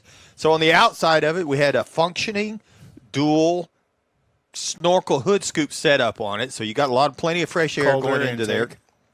They had the wide body package itself brings out a lot of special badging, some black badging, got high density headlamps that are on it that come with that part of that kick, and it has the wide body fender flares. Now they do that because these are 11-inch wide, 20-inch tall wheels. My gosh. So there's a lot of meat they're trying to cover up. That's a lot of meat. Yeah, well, you need that handle a 700-plus horsepower. True. See? Yes.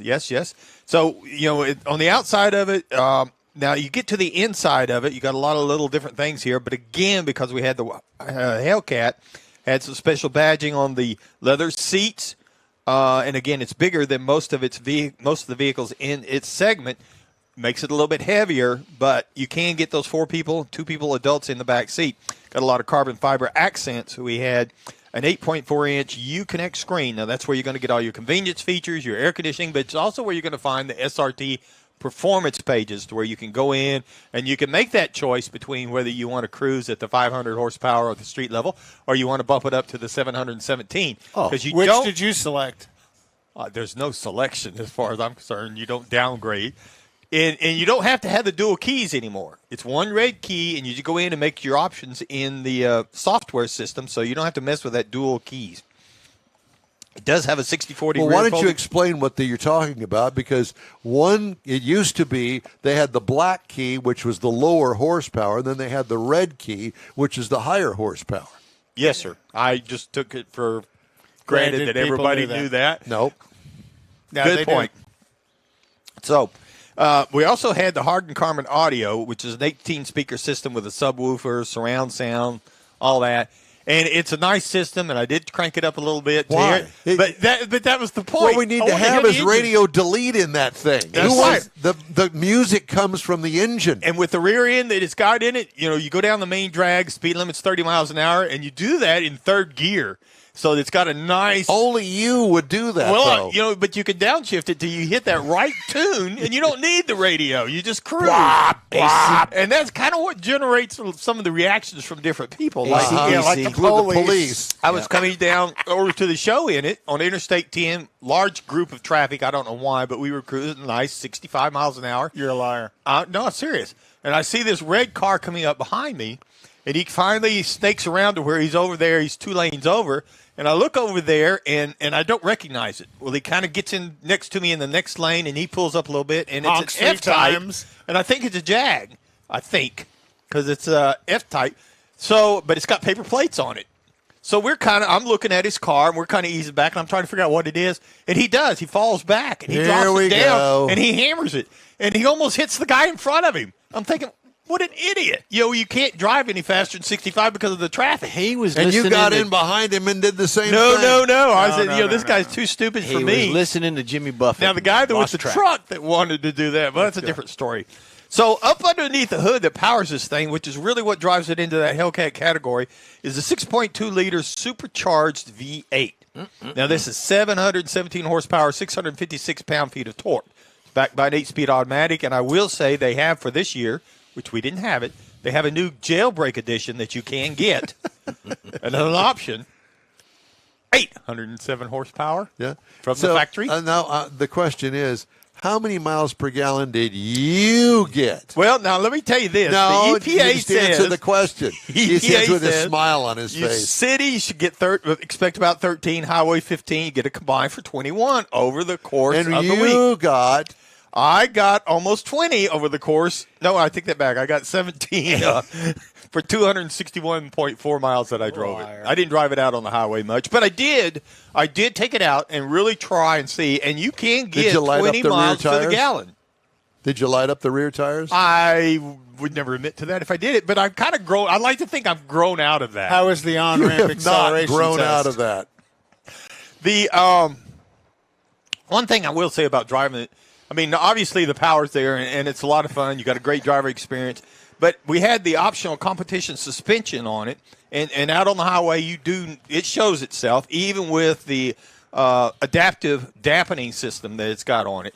So it is a very firm ride no matter what you do, but because of the power and the sound and the experience you're in, you don't care. Hey, Becky, watch this. Mom ain't never seen this before. Hold my beer. Yeah, hold my Take your beer. mom for a ride. in Now it. you That'd be can great. get this vehicle, and I will say Have you taken your mother for a ride in I one was of going those to say, cars? yeah. no. Why not? Well, because getting out of her wheelchair and getting in and out of it, it's a little difficult. It's too low. Some of the other ones I have, but Not if this she's one. driving. She wants to. She wants to go for a ride in a Corvette. I don't know that I could ever get her out of one if I could No, get but her in it. that's what I'm saying. You should have put her in the Hellcat. Or at least the Escalade. So, if you are the base trim price on an SXT model, if you're interested in that, which is a very nice car, 300 horsepower plus V6 in it, 32,025 is where you can pick one of those up at. Now, this vehicle. Is this a long car review? Yeah. Really. Oh yeah, with It's some getting Well, would you short. please wrap it I up? got to be at church in the morning. So the base model price on this is $63,530. That's not bad. Not bad at all. But now you the add in price the is Hellcat tested. and all the other options on it. 80,000. $88,070. But It's still if not you bad look for out there, 700 that's right. horsepower You look car. out there, what you're getting. I mean, it's not like a true sports car in the comparison to a Corvette or something Or of the that caliber. markup that the dealer's I going was to thinking charge the same for it. thing. What's the But markup? go look at a Camaro and a Mustang, which are the typical competitors to it. It's bigger, it's heavier. In my opinion, it rides better. And by golly, I think it'll blow them both off the road. And it can outrun Don in a helicopter. Clearly. If it's got enough gas, yeah. Yeah. Theoretically. Theoretically. No, Yeah. Don's seen it. It worked. Well, I know the helicopter. We had the guts pulled out of that at 115. That car left us in the dust. It was doing 200 miles an hour. But guess what? He ran out of gas in Winnie. It seems to me like I remember reading someplace that Dodge said if you nail that thing, I mean, if you're running flat out like he was, that you could empty that gas tank in 18 minutes. I'm proof. I can tell you that for sure. Hey, the In Wheel Time Car Talk Show is available 24/7 through the iHeartRadio app. Just look for In Wheel Time Car Talk. We also stream on Facebook, YouTube, and InWheelTime.com. Podcasts at your fingertips from your favorite podcast source. In Wheel Time Car Talk Show continues right after this quick break. Starting to work on your Christmas calendar? Be sure to add the next Tailpipes and Tacos Cruise-In Saturday, December 17th. You'll want to attend Tailpipes and Tacos Christmas Edition at the Loopy Tortilla in Katy, 8 to 11 a.m. It's the only place cruisers compete for Loopy's Chili Pepper trophies and other prizes. There's no charge to enter your vehicle for Best Hot Rod, Best Classic, or Best Modern Classic. Tailpipes and Tacos is Houston's coolest and most unique cruise-in and is your opportunity to see the best hot rods, show cars, classics, and resto mods. And get Loopy Tortilla breakfast tacos with adult beverages. There's no entry fee and cars will automatically compete for those much sought-after custom Loopy trophies and other prizes. It happens at the Loopy Tortilla Tex-Mex in Katy on the Grand Parkway at Kingsland Boulevard, just south of I-10. It's the Tailpipes and Tacos Christmas Edition, Saturday, December 17th. The In Wheel Time Car Talk Show will be there too. Celebrate the Christmas season with friends and family at Tailpipes and Tacos. Saturday morning, December 17th, 8 to 11. We'll see you then, weather permitting. Want to take a minute to tell you about Gulf Coast Auto Shield, a Houston detail company like no other. Gulf Coast Auto Shield offers paint correction services that'll give your car, truck, or SUV a like-new shine. Afterwards, you'll want to protect it with a professionally installed nano-ceramic coating or protection film. Worried about your very expensive windshield getting damaged, broken, or cracked? Let Gulf Coast Auto Shield install ExoShield, a windshield protection film. Give John Gray a call today or check out their website, gcautoshield.com. Hey, whether you own a new, ultra-expensive, exotic, or a 5-year-old Suburban, Gulf Coast Auto Shield will help keep your investment looking like the day it rolled off the assembly line. Gulf Coast Auto Shield is conveniently located on the South Sam Houston Parkway, just south of I-69, the Southwest Freeway. Meet the staff and check out all of their services online right now at gcautoshield.com. The In Wheel Time Car Talk Show is now part of the iHeart family. Now you'll have access to 24/7 Car Talk anytime you need a fix. Just download the iHeart Radio app and ask for In Wheel Time Car Talk, and there we are. Be sure to save us in your iHeart library for instant access. No matter where you are, you have the best Car Talk Show right on your PC, laptop, or mobile device and never have to worry about finding us again. Of course, you can always get access to our video and audio streams via InWheelTime.com and your favorite podcast channel, and all of this is free to you. From the iHeart Radio app, you'll not only hear our Saturday morning live show, but the best shows of the past, updated weekly. Never miss a minute of up-to-date new car reviews, pre-owned reviews, Conrad's Car Clinic, informative interviews, automotive news, and the most fun car talk show on the planet. Just download the iHeart Radio app, search for In Wheel Time Car Talk, save it to your library, and with a tap of the icon, you'll be in touch with your favorite Car Talk team. In Wheel Time Car Talk, streaming now on iHeart.com/InWheelTimeCarTalk. Hello. Hello. And welcome to the In Wheel Time Car Talk Show, the Halloween edition. Coming up, David Ainsley went to Barrett Jackson. We didn't, but he did last weekend, and he's going to give us his take on the experience. Later, we'll take a look at the stories making automotive news headlines. Howdy. Along with Mike out of this world Mars, His Majesty, King Conrad DeLong. Bim Salabim. I like that, yeah. We need more Jeff Zekin. I'm Don Armstrong. Glad you could join us on our... Thank you, Kathy and the Bouge Zekin, for doing this wonderful decoration for Halloween. Don't you like it? Yes. You like it? Yes. I do too. Jeff keeps on calling it our spooktacular. It is revision. spooktacular. It is. Well, it is kind of. But Thank you. thank you. Oh, thank you. Thank And you. thank you for thank you. being you. No, thank you. I like Oh, the. thank you. I like the I'm bats. so glad you were born. Kylie put that up. I like the bats and the big moon. Bats in the belfry. I have that. And then Jeff and I had to rehang Oh, the yeah. little spook rope It here was on the because floor it this had morning. fallen down, Yeah. and so I just stapled it on the wall. Well, you used gutter nails. They're about that long and just pounded. Yeah, Sure. just trying to. I believe you. Do you? Keeping it up. Yeah. You got How's your illness? I know that you were I ill was fine. It was because you didn't have a COVID shot. I did. I didn't. I have will COVID. never get a COVID shot. Well, apparently not. And I 'cause told you him when he got walked COVID. in, if you got me sick, that was the end. That was the end It was the end of of Jeff. you, not of me. Yeah. Sniffles, nothing much. I was running a temperature. That was Mike's nickname in high school. Sniffles? Yeah. Sniffles Malone. It was John DeLorean's problem too. I don't And think that he Biden. did it. I think that he was just dealing it. Biden's got sniffle problems. No, Biden has Never mind. way more problems. Never than mind. I voted this week. I did too. Did you vote? that. Not yet. Mars, you vote? No, I got. They don't have any voting booths over there? Yeah, they do. We're trying to get the weather situated. I got to take Mom to vote. She wants to go vote. We got to have time to take the wheelchair and all that stuff. Only take her if she's voting R. That's right. And you She's have to not stay. going to vote R. Don't My take her. problem is monitoring my dad's vote. He's dead. I know, but sometimes But he he still still votes. shows up as a voting for Democrats, and that kind of irritates. Never mind. Well, yeah. Well, that's what they do. Yeah. Well, Lena Hidalgo's going to fix all that. Oh, good.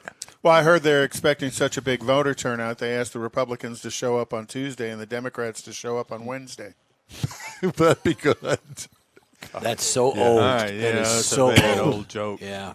Well, while we wait for Sleepyhead Ainsley to get on the line with Oh, us. look. Yeah, we're working on He's- it. he's Here. there. We're working on it. Yeah, yeah, he's all fogged in too. I know. I like Oh, that. he's Well, let's doing- He's still in the in his shower. garage. It's all the Steam steam. room. Ladies, Something. ladies and He's gentlemen, still in the shower. Steam in the still in the shower. shower. It's steamy in Is he there. wearing pants? Is he? He's not I'm wearing not pants. asking. I can't show you below the shirt. Yeah. Well, why is it so foggy? Or is that some sort of smoke residue in there? No, I've got a screensaver that's, one of those protection things, and it's like I Take it covered the off. lens because I think I was drunk when I tried to put it on. You got a Yeah, glaring, yeah, there it is. Oh, no, that didn't. You got a Yo, put glaring it back. light. Put it back. Wouldn't be the first time you put something on No. when you were drunk. Yeah, Right? that didn't help. You got a light behind you. There you go. Wow, look at that. Hi, David. How are you? Oh, much better. Much Ladies better. and gentlemen, the chief executive engineer of the In Wheel Time Car Talk Show, David Ainsley. I'm glad I have a title. And I So misspelled the you had texted me about a Honda. Were you buying that at Baker Jackson, or I can't imagine Barrett Jackson. they were selling that? Barrett Jackson. Well, I'm looking for my 16-year-old, but he's not going to get a 1,300 horsepower car for his first Hell no. Why not? Did Yeah. he pick one out? He's responsible. Well, we weren't a bidder. We were just enjoying the show and, got to see a lot of cool cars. So you have gone to Mecum through the In Wheel Time experience. You've been there. You've been to other car auctions, I'm sure. What was the difference? Let's just use Mecum as an example. What's the difference between Barrett Jackson and Mecum? Well, they seemed to roll through the cars. They had a lot of classics there, and very few, like hypercars. They had some, but to me it seemed, I don't know, they were very similar actually. Were they? Was a television crew there? Oh yeah, they were. They didn't keep them on the platform very long. I mean, they were rolling. Yeah, they usually don't. Yeah, I mean, What day Mecum's- did you go? we went last Saturday. So the end of the auction. Yeah, the finale. Yeah, but Saturday's usually where the highest dollar cars roll right, through. right. Yeah. It's like Thursday's the bargain day, Yeah. Friday's kind of a cool day, and then Saturday is usually where the highest price cars Because where the go money's through. at. So you didn't bid on anything. Didn't bid on anything, and I'm hearing like a grasshopper chirp coming from your microphone. So there needs to be an engineer over there fixing things. Sure wish Yeah, we well- could get well, one he's over stuck here. in the garage. Yeah. Yeah. A chirp So, coming through the microphone. We don't hear that. Yeah, that's very strange. I think it's when you talk, Don. Anyway, I asked Jack. So Ryan couldn't go because he had to work. My son. And so he said, but a couple of my friends want to go. So I took them, and they're about the same age, about 20 years old. And Jack really liked like the Mach 1s and the classic muscle cars and stuff like that. And I well, how about the hypercars? You like those? Yeah, they're okay. I mean, the Ford GTs and, the Lambos and there was a Mercedes SLR, the Mercedes McLaren combo mix thing.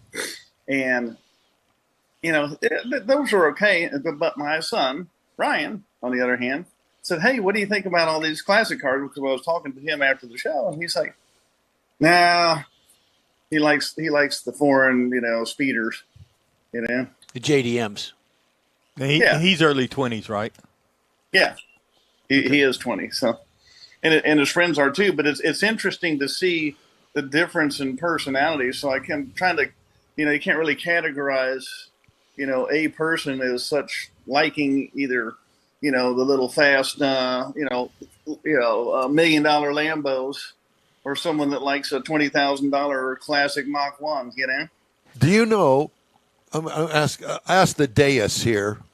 Do you know of a car show that has cars that go from, let's say, the 1920s all the way through the Lambos and the latest, greatest Barrett Jackson, high-end Mercedes, all of the crazy, crazy horsepower, latest state-of-the-art cars?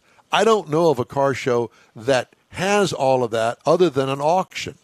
Well, some of the concours will. I was thinking the same thing. I went to Ironstone Concours a number of times, and they would have the 1915s all the way up to the 2020. And we have one here in Houston. 2021s. We've got one down at the lake, the Clear Lake show. That would be one. So Keels and Wheels. But that's not Keels just and a Wheels. cruise-in. Those are shows that are dedicated to that range of vehicles. Correct. Coffee and cars generally won't draw the real old stuff. Somebody's not going to drive their 1915 Model T to that, even though they probably could. Mm-hmm. I guess that's the point that I'm trying to make, is the fact that there isn't one car. I was thinking, well, the boys might enjoy Autorama, but Autorama basically is custom cars, and muscle cars, hot rods, souped up cars, resto mods, and the low riders. Resto mod, yeah. I'll be honest with you. One of my favorite things to do at Autorama is look at the low riders, the artistry in those cars, whether it's the mural work of paint or the etching of the chrome, the and detail stuff. of the chrome. I yeah. mean, it's really some stunning. Well, there's one jewelry. guy last year that had a 40s model convertible that was absolutely stunning in the lowrider category. And that car, it just blew me away. I love the body style, the convertible aspect of it. And then it was sitting on the ground on top of it. It looked like something out of a cartoon from Disney back in the 40s. So, David. David, we see you're talking, but we're not hearing you. David, so you said one of the boys likes the muscle cars? The classics, the Mach 1s and things. And the other one likes the Lambos and things. So that boy, does he take after his mother on that? Or?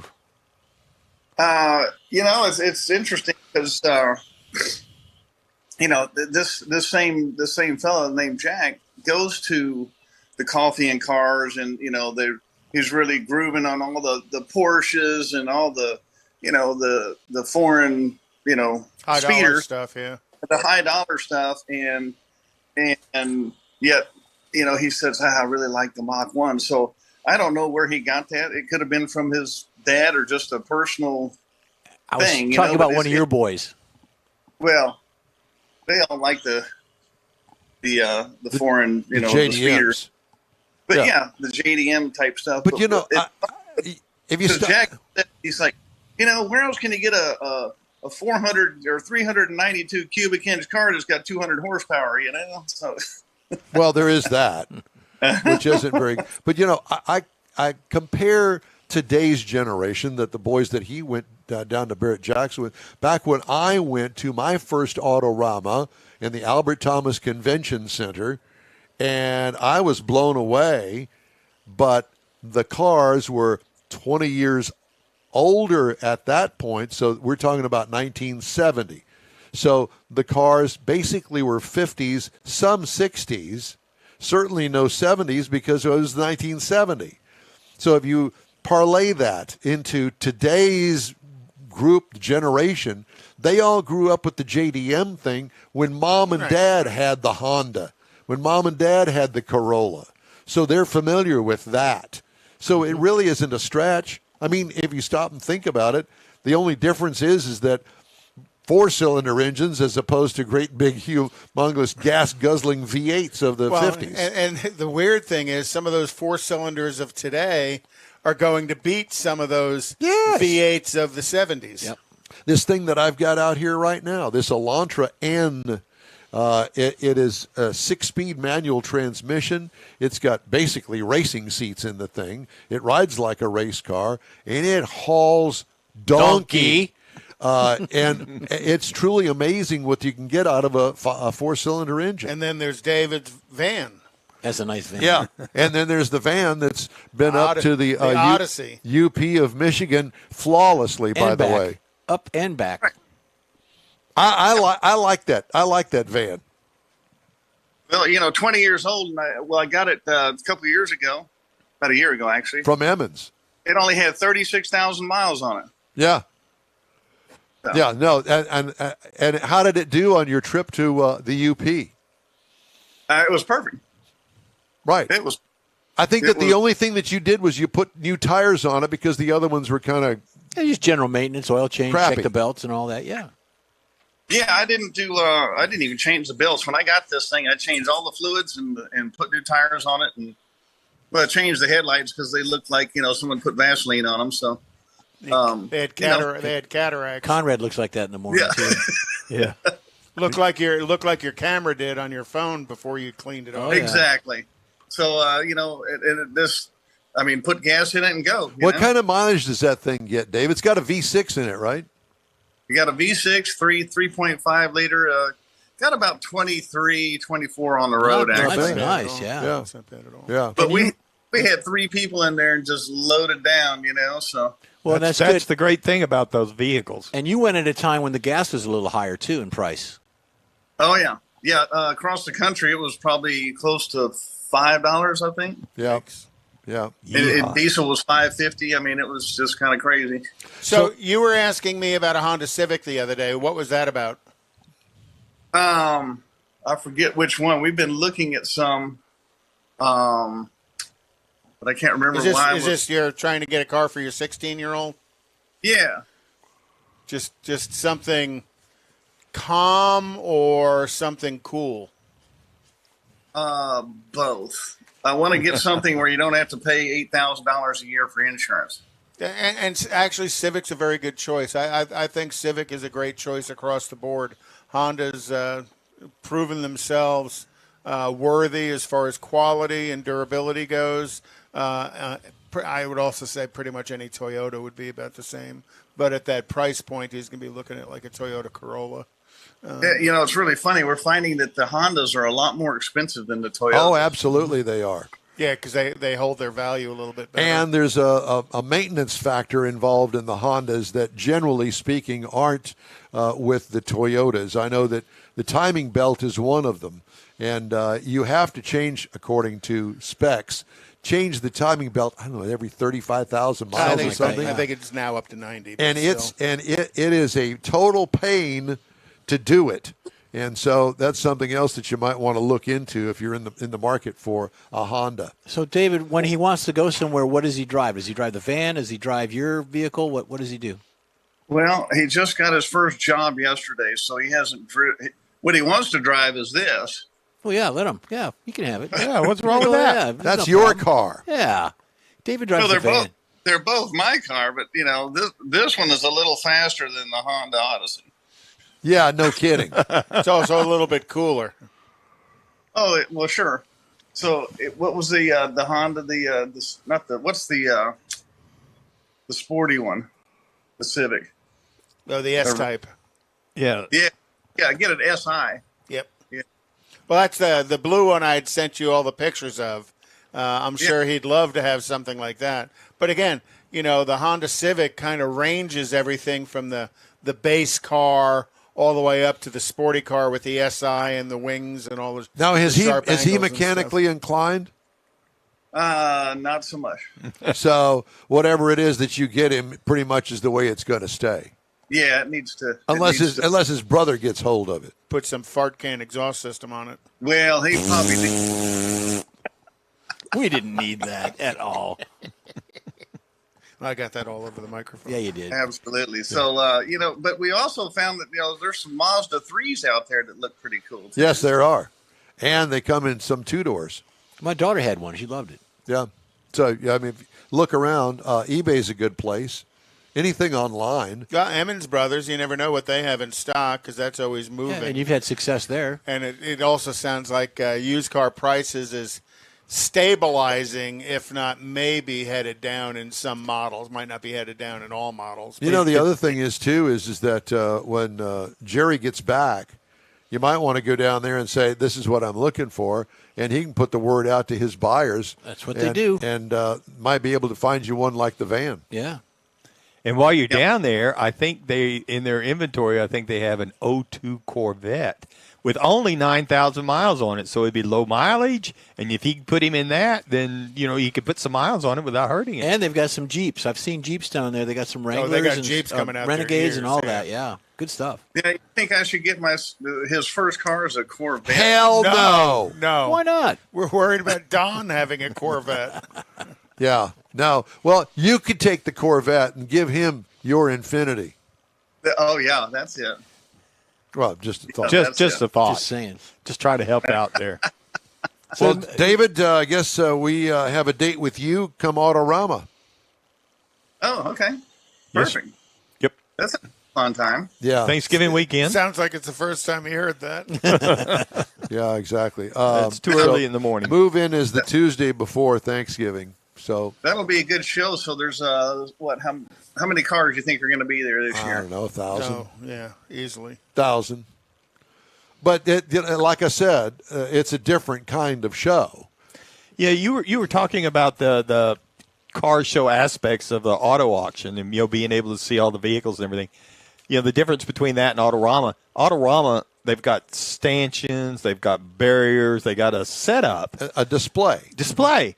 But if you go to that auto auction, they're just there. They're there. I mean, you can But get some up of close. them, they want you to want open you the to, door yeah, and look in it look because they want you to underneath. buy I mean, it. If you're serious about going to buy something, then buy Michael Wooding to go along with you. Oh, yes. Because he knows what to look for. That's might be my suggestion. David, it's great to talk to you. Thank you very much for joining us today.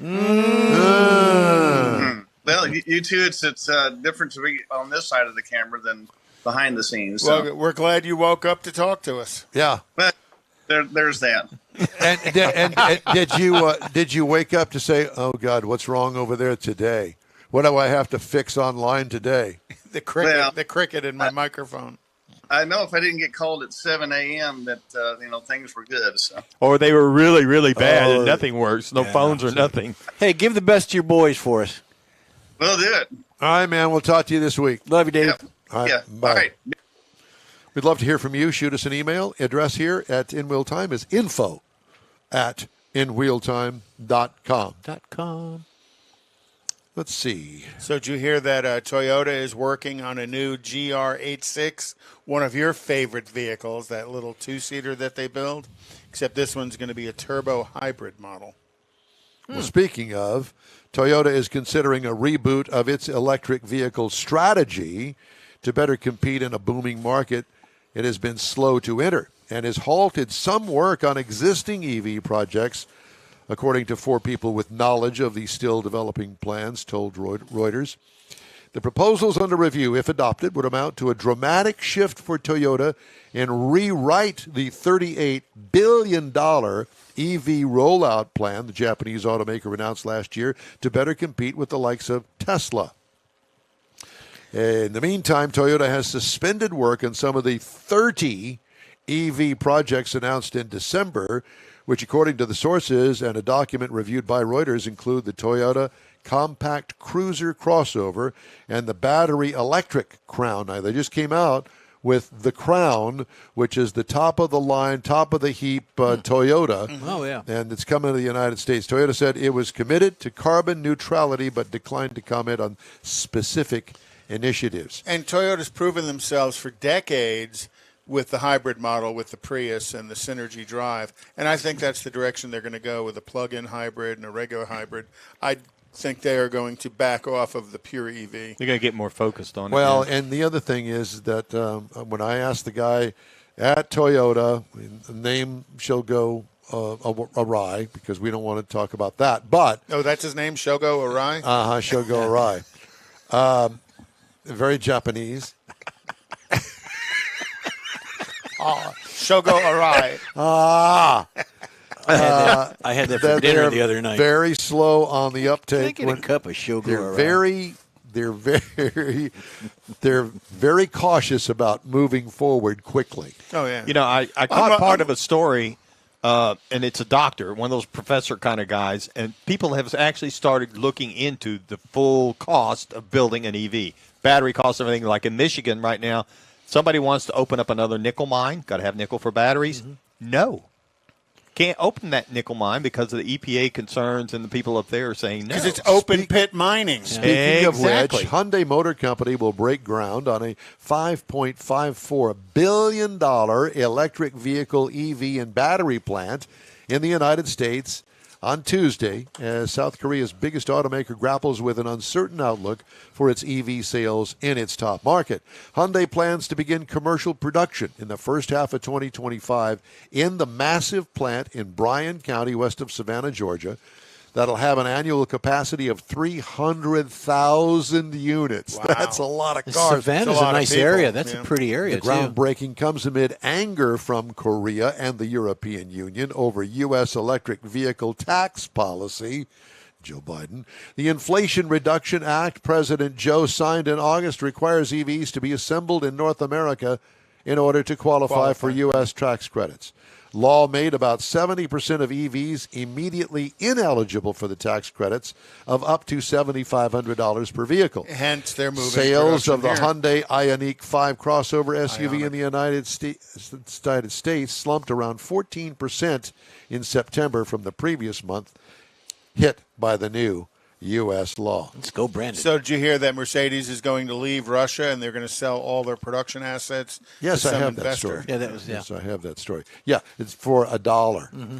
All of the. I'll money. give them $2. $2. Then you'll be over there with Britney Spears? Not Britney Spears, Britney Griner. Okay. Well, you know, Russia rubles is stopped that? exporting cars to Russia in March of 2022. Wait a minute, Russia stopped exporting cars to Russia. Mercedes stopped exporting cars to Russia. How many rubles is that, Mike? 463,000. Oh, wow. Because a ruble ain't worth squat diddly. Neither is peso. And Ford is going to end its autonomous vehicle division, which I thought was odd considering GM is building theirs, you know, much larger than it was. But this autonomous vehicle, is it really going They to bailed make it? out of the company that was actually Ford? Yeah. that Ford was pouring money into for all the technology because it's all gone. Well, because that's not in the headlines anymore. You know, the story that we did this morning about it, that's the first thing we heard in 6 months. But the interview we had this morning wasn't about autonomous vehicles. It was about artificial intelligence of the communication with the vehicle. So a little bit different in what's going on. And not knowing that information, I was going for the car aspect of it when it's actually in repairs. Right. Well, in the shop, I thought it was the cars too. Well, so if the car is autonomous and then you have the AI information built in, do they talk to each other? Yeah, so the car just pulls itself in the shop and says, hey, I need a brake job. And the mechanic says, okay, it does it, and the car leaves. But who pays the bill? Credit card. Siri. You do, Mike Mars. Siri pays it. Siri. Yeah, cereal. Are you chewing something? Again, at some point, this autonomous vehicle thing, the only way it's going to work is if all cars are autonomous and the cars have to talk to each other. Yes. Because, to have Uncle Bob out there in his 1970 Chevy pickup truck amongst all these autonomous vehicles, and he's just going to be pinballing amongst all these autonomous cars. He's going to be chugging down the street, Right. and all the cars are going, what is that? Yeah, what is that?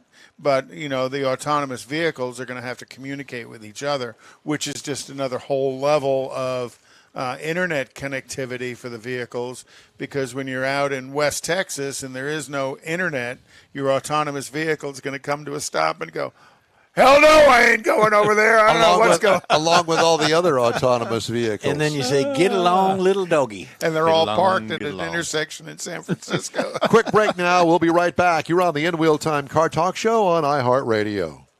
Starting to work on your Christmas calendar? Be sure to add the next Tailpipes and Tacos Cruise In Saturday, December 17th. You'll want to attend Tailpipes and Tacos Christmas Edition at the Loopy Tortilla in Katy, 8 to 11 a.m.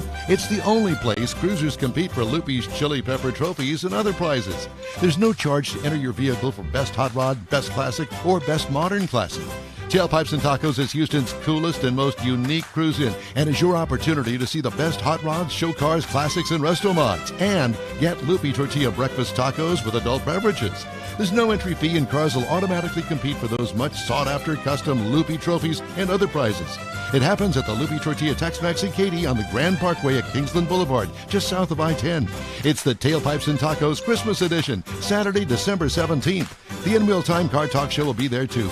Celebrate the Christmas season with friends and family at Tailpipes and Tacos. Saturday morning, December 17th, 8 to 11. We'll see you then, weather permitting. Want to take a minute to tell you about Gulf Coast Auto Shield, a Houston detail company like no other.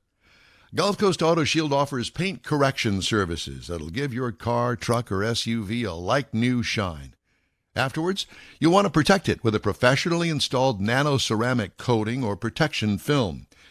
Worried about your very expensive windshield getting damaged, broken, or cracked? Let Gulf Coast Auto Shield install ExoShield, a windshield protection film. Give John Gray a call today or check out their website, gcautoshield.com. Hey, whether you own a new, ultra-expensive, exotic, or a 5-year-old Suburban, Gulf Coast Auto Shield will help keep your investment looking like the day it rolled off the assembly line. Gulf Coast Auto Shield is conveniently located on the South Sam Houston Parkway, just south of I-69, the Southwest Freeway. Meet the staff and check out all of their services online right now at gcautoshield.com. The In Wheel Time Car Talk Show is now part of the iHeart family. Now you'll have access to 24/7 Car Talk anytime you need a fix. Just download the iHeartRadio app and ask for In Wheel Time Car Talk, and there we are. Be sure to save us in your iHeart library for instant access.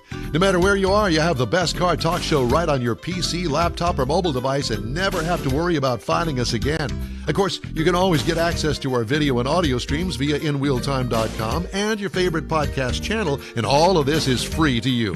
From the iHeartRadio app, you'll not only hear our Saturday morning live show, but the best shows of the past, updated weekly.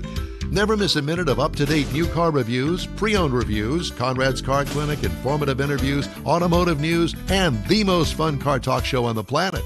Just download the iHeartRadio app, search for In Wheel Time Car Talk, save it to your library, and with a tap of the icon, you'll be in touch with your favorite Car Talk team. In Wheel Time Car Talk, streaming now on iHeart.com/In Wheel Time Car Talk. Live from the Looking Glass Studios. All right. It's the In Wheel Time Car Talk Show. Just ahead, we talk with noted auto author, star of radio and television, a man who monitors the heartbeat of autodom, All right. Jack Nerad. Had a chance to drive the Lexus NX 450h plug-in hybrid, and I did that review last week. So this week it's going to be something completely different called the Toyota Highlander. Let's hope. Turn the page here. We also have the cruise-in calendar and later Conrad Ed this week in auto history. Just ahead on the In Wheel Time Car Talk Show. That's the name of it, isn't it? Yep. Howdy, along with Mike out of this world Mars, King Conrad DeLong. We need more Jeff Seekin. I'm Don Armstrong. Glad that you could join us this morning, and also very glad we go to the West Coast. So excited to talk to the host of America On Road. It's Jack Nerad, ladies and gentlemen, and they're on their feet in the control room. Hey. Great to talk to you. It's good to talk to you. Happy Saturday. Yeah, happy Saturday. How are things out there in L.A.? The same. The same. Well, Thanks for calling. I mean, We'll we've see you got next week. $6.50 gas out here now. It's down from a little bit from before. It's down from $7. But still kind of crazy. One thing that they don't think about here is we haven't built a refinery in California for 40 years for environmental reasons, quote unquote. So then they wonder why gasoline is so expensive. Well, if they allow more competition, certainly gasoline would be much less expensive. There's a I think our huge- gas here is $2 more than the national average, which is a bit crazy. Well, there is a huge Chevron plant out there, I think somewhere close to L.A. Am I mistaken? I actually, there's a refinery within probably half a mile of my house here that was grandfathered in and probably dates from the 30s or so, the 1930s. But they haven't built a new refinery in California for years and years and years. And very few companies and refiners are out here. So gas is particularly expensive. Plus, we have a special blend. Of course you do. Yeah, it's California only. You know, it's got a little Chablis in it, I think. California dreaming. There you go. So they got to pump all that down from Napa, right? Right, exactly. Chablis. So I've tried some of that California stuff in the 70s. Yeah, I'll bet you did. Oh, Yeah, Yeah. exactly. Yeah. Well, Jack, all the talk is EVs. And apparently a lot of people are buying EVs. Have you heard how people are reacting to having an EV 3-4 months in now that they've, kind of gotten used to it a little bit? I saw one figure, Don, and I'm glad you asked because I think it's a telling figure. And it was from a J.D. Power survey on electrification and on EVs. And it was asking people who had owned EVs what their next vehicle would be, whether it would be an EV or a conventional car. And only 48% said it would be an EV. Oh. And that struck me as, wow, that's kind of interesting because the people who have EVs now are the early adopters and have really bought into that kind of technology. So if only half of them or their next car, half of them are not going to be EVs, they're not totally sold on this. So there's a lot of smoke around EVs. I don't think there's quite as much fire around it. I don't think. And when there is a fire, it's very hard to put out. Right. And it's in your garage, and you better. They want a diesel to roll coal. I will tell you, Jack, that I've had some really impressive experiences with Lexus, Toyota's a hybrid system, most specifically with the SUV that I had a couple of weeks ago, and the RC. It was 500. and the RC 500. I was thoroughly impressed, and I guess what I like about it is they're plug-in hybrids, but you only get 35 miles or thereabouts on a charge, and then it's depleted. Now, I drive 30 miles to work. So 30 miles to work, I can go electrically and plug it in when I get to work, come home, and I don't use any gas, but the gas motor is there. As a matter of fact, when they delivered it, there was no charge in the battery whatsoever, and I drove it for a couple of days just on the gasoline motor, and it was perfectly fine. I really couldn't tell the difference. And I was really impressed by not only, obviously, the fuel mileage in it, but also how smooth it was and when it transitions from the gasoline motor to the electric motor. Why doesn't everybody buy something like that? Well, it's interesting, Don. I think you'd be impressed by it a little less if you had to pay for it. Well, because what you pay for the plug-in hybrid is a big premium. It is. And everything you describe is 100% correct.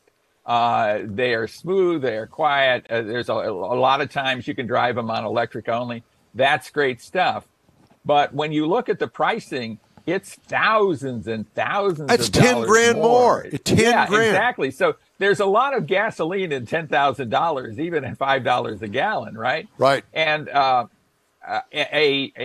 conventional Lexus is super smooth and quiet too. Maybe the plug-in is that much more because the electric motor can kick in and smooth over shifts and do things like that. But generally, plug-in hybrids are kind of dead in the water in terms of consumer sales just because of the premium of the price. Yep. Everything you describe about them, 100% correct.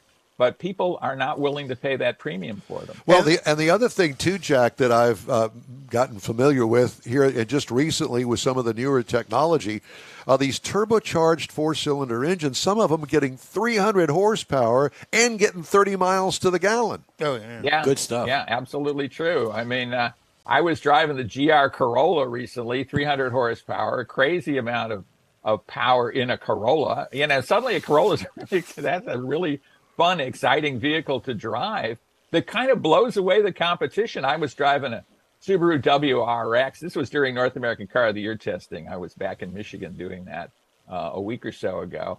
And, you know, some really impressive stuff with these turbocharged engines. The other thing about the turbos these days is the flat torque curve. They keep their peak torque from like 1,200 RPM up to, 5,800 RPM, stuff, that kind of thing. So whenever you're stepping on the gas, you have tons of torque, and day to day we're driving torque. So torque's really important. Well, the other thing about pure EVs, I work in the service, the automotive service industry for a real job, and the pure EVs haven't been out long enough to end up having to return to the service departments for that high mileage repair / maintenance. Now, brakes and all that other stuff still have to happen even on a pure EV. But as far as servicing and maintaining and replacing battery packs, a lot of that hasn't happened in volume enough to learn how expensive it's going to be. Yeah, I mean, battery packs, if you're replacing a battery, I think, when the battery pack goes, you basically have totaled the car. Correct. I think, unless there's some catastrophic thing real early on that might be covered by warranty or something like that. Because these battery packs are $10,000, $15,000, depending on the amount of range. And the range you have, if you have, say, 300 miles of range, that battery pack is super, super expensive. Oh, yeah. Well, and $20,000+ in some cases. And even on like the Chevy Bolt that was recalled, the way Chevrolet dealt with that was they would send a battery pack to the dealership and pay the dealership to put it in, but there was no parts charge for the battery pack. So really, even the dealership doesn't have any idea as to how expensive that battery pack's going to be to replace as a maintenance item 7, 8, 10 years from now. Yeah, absolutely. And I've seen a few studies that are starting to show up that like batteries are batteries. That 300-mile range in 5, 6, 7, 8 years, they're predicting it's dropping. Now, it may drop down to 275 or something just because the natural process of the battery cycling. Right, and especially if you're fast charging that thing. There's a lot of talk about fast charging, and basically the overnight charge in the garage is kind of put on hold for some of these real long-range vehicles. But if you're fast charging that vehicle over and over again, you're degrading the battery. And yes. You could lose a lot of range in that process. Which goes back to how much is it going to cost? It's a 10-year battery. Some of them are saying it's a 10-year battery, but is it really a 10-year battery in real life? Right. It may be an 8-year battery or a 7. Right. And, is that vehicle essentially worthless at 8 years if the battery pack is gone? Do you replace a $20,000 battery pack in a car that's worth, $12,000? And there's an industry built around, because Toyota Prius, their battery packs, there's an industry, a side industry built around piecemealing together a Toyota Prius battery pack where you can take out the individual cells and replace them because you can test them. My point with that is at some point all of those cells are going to need to be replaced as they age, and it's going to cost that much more money to do that. Jack, have you tapped into any of the used car market out there? Because what we're getting here is the fact that, it seems as though that with the onslaught now of some rebuilding of inventory at the new car dealerships, used car sales are starting to go down, and so are the value of used cars. These dealers and people that on used car lots, they've paid premium money for these used cars, and they're not going to get that kind of money out of it when they sell them. We're experiencing that too. I mean, certainly we're essentially reverting to what is conventional, right? Yep, that used vehicles and all vehicles depreciate. We had a weird phenomenon there for 6 months, a year, where used vehicles were appreciating in value, and that just pretty much doesn't happen. So we're kind of getting back to the norm here, I think. And I would imagine, do you guys have used new car lots? Here, there are several of them that are charging over MSRP. And to me, that's really bad juju, not only for the car dealer, but also for the manufacturer. It gives them a bad name. Are you jacking up the price when especially manufacturers and dealers alike are making a lot more money than they did 3 years ago per vehicle? And profits are way up. And they rarely have to advertise, right? Because if supply is so tight, the advertising costs go down. There's a lot of savings from this for the dealer. And you're absolutely right. In fact, surveys across the country indicate that the average vehicle is going out at over MSRP, and maybe $1,000 or more over MSRP. Oh, wow. I mean, that's a big change, certainly, because we used to see major discounts from the suggested retail price. Yeah, exactly. And so it's interesting out there in the West Coast. Have you seen inventory on new car dealer lots start to increase? It seems to be picking up some, yeah. I mean, and it depends on the brand, really. Some makes are doing better than others in terms of replenishing their stock, and some are still suffering. Honda has had a difficult time, I think. Very much so. Working through this. Others, the Korean Kia and Hyundai seem to have handled it much better and are in pretty good shape in terms of inventory. We're starting to see some incentives out here. We're actually starting to see some lease deals, even from Toyota. You had mentioned that, Conrad. Just to kind of keep the momentum going, I guess. Jack, one more thing before we let you go. Well, several more things because we've got a little bit of time here. What have you driven lately that you're impressed with? Something new, something that's on the horizon for everybody. Well, I was driving the Nissan Z recently, and that was a vehicle that I've had a soft spot for in my heart for a long, long time. I mean, I remember the Zs from back in the 70s and going through. So driving the brand new Nissan Z, the 2023 Z, was a treat.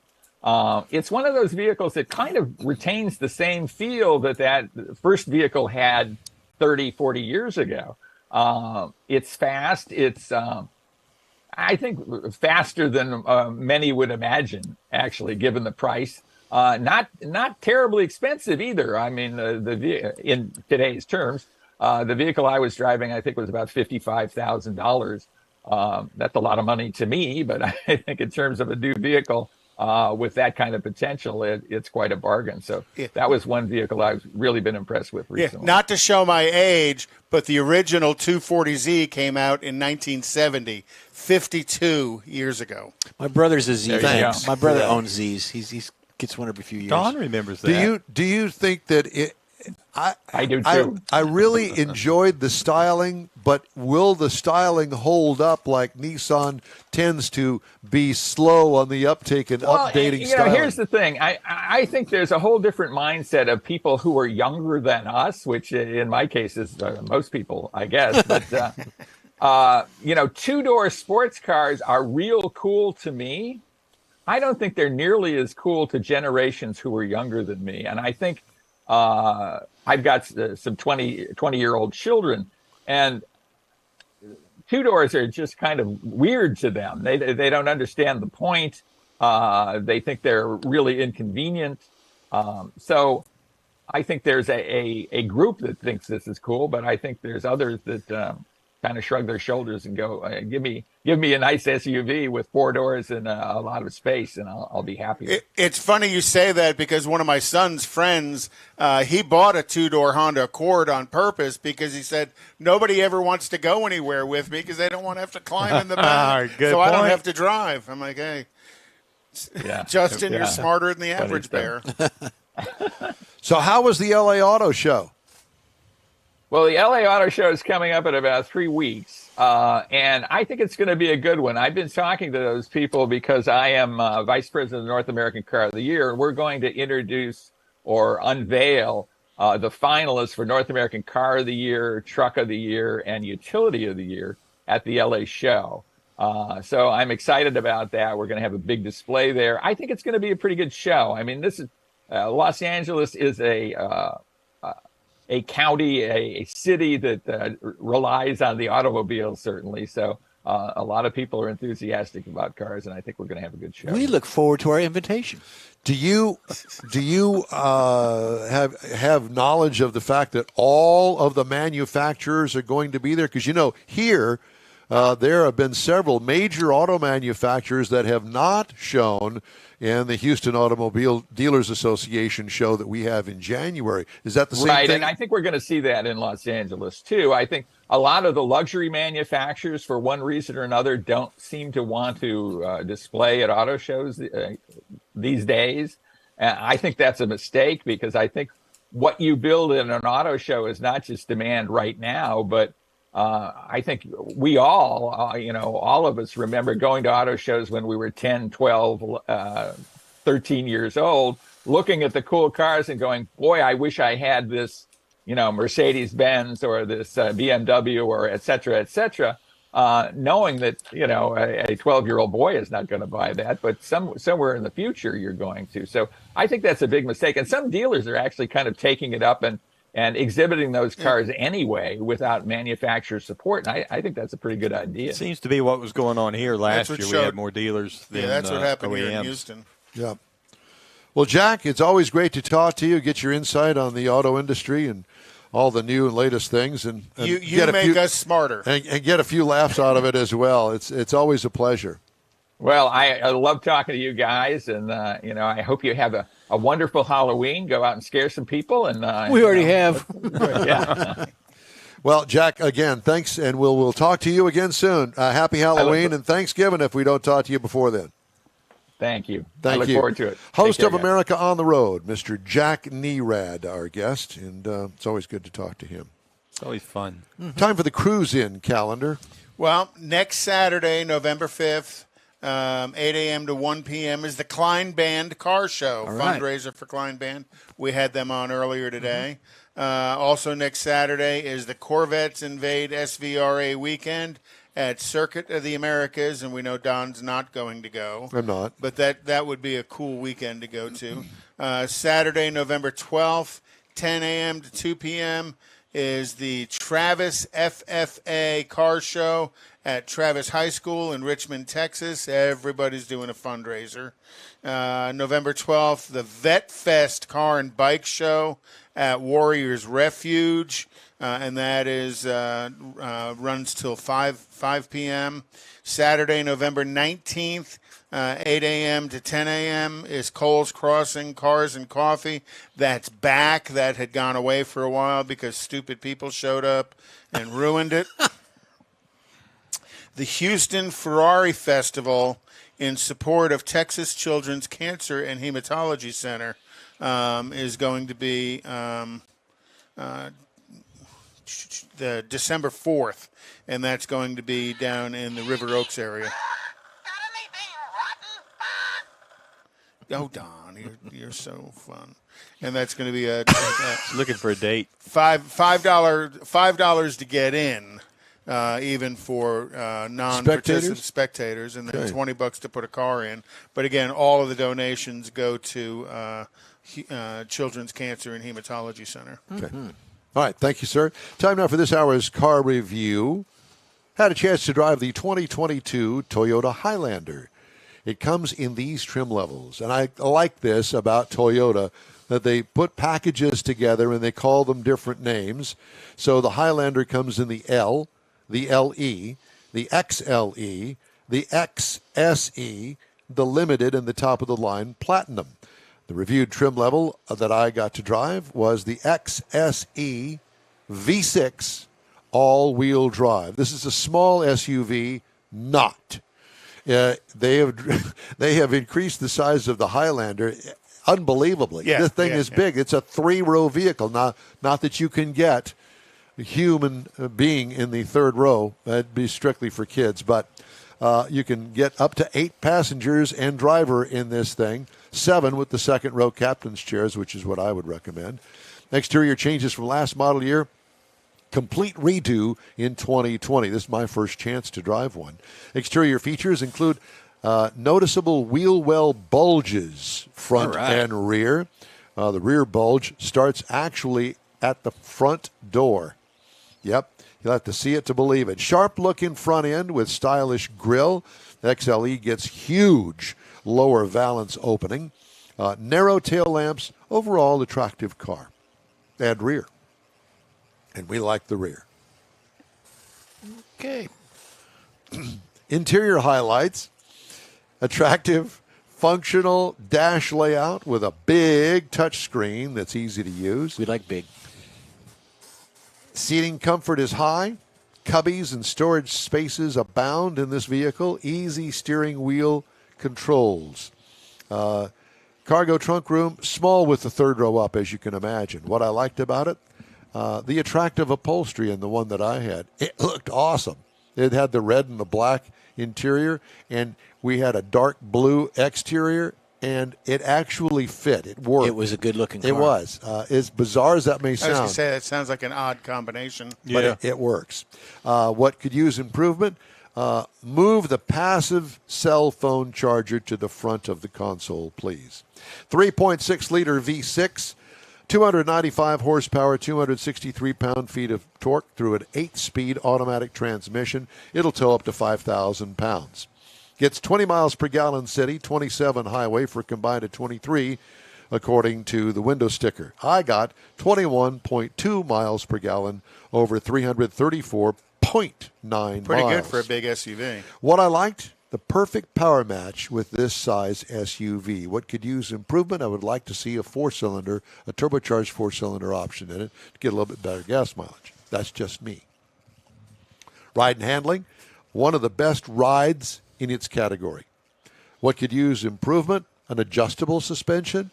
I don't know. It rode really well. I really like the ride on it. Base trim price, $43,950. Price is tested, $47,163. Base model price, $35,855. Competitors, the Kia Telluride for $33,390. The Hyundai Palisade for $35,250. And the Honda Pilot for $38,080. And that, my friend, is a review of the 2022 Toyota Highlander. I was impressed. I like it. But, you know, like all of these vehicles, and especially in the SUV category, they start off small. The Highlander used to be, remember when it was introduced? It was a small SUV. Perfect. Little 5-passenger. Bigger and bigger every region. I can't hear a word you're saying. Yeah, and there's some kind of feedback noise. Is there some sort of reason that you don't put on your headset? They get bigger and bigger with every redesign. I know. And I'm sure that there's a reason for that, but I don't know what that reason is. This one looks like it's got a lower profile roof line, the one that you had. It slopes down in the back end of it. That's probably what it is, the optical illusion of that. Yeah. Is there something, do you need to do something over there? What are you doing? There's some kind of... It's Monty. Except I can't hear it through that thing. Well... Wait just a minute. Hold it down there again. No, it's not enough volume. I can't hear that. Oh, it's your Monty the singing donkey. Yes, thank you for that. Okay. I don't know. I don't know what that was about, but did you just have a little some sort of a mental tick? I'm sitting here looking for the little feedback buzz that I'm hearing. I know, that's right. I was looking around. Yeah, he's trying to put the donkey on. Well, he's hauling donkey. Hauling donkey. donkey. Yeah. Yeah, sorry. The singing. Why do you call it that? The donkey. Hauling donkey as opposed to ass. So you don't say the A word. That's right. The ass word? That's right. It's an ass. That's right. There's a donkey, an ass, and a mule. Did you know that? Well, we do now. I thought a donkey was an ass. No, they're different. They're all different. 3 different things. Well, one of them can't reproduce. That's right. One of them's from a horse mixture. Well, it's a horse and a mule makes a donkey. Mike, are you writing this Correct. down?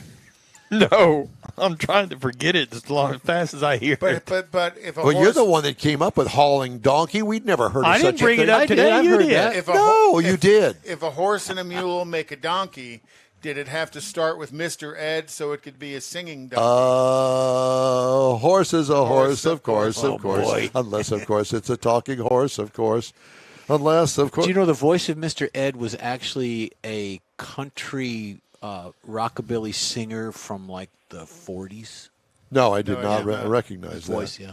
You know, we kind of go off the tracks here on the In Real Time show some of the time. Stay tuned. We're going to bake a cake. And Jeff's going to whip up the mixture. Yeah. But I think it's going to come out as a brownie of some sort. Yeah.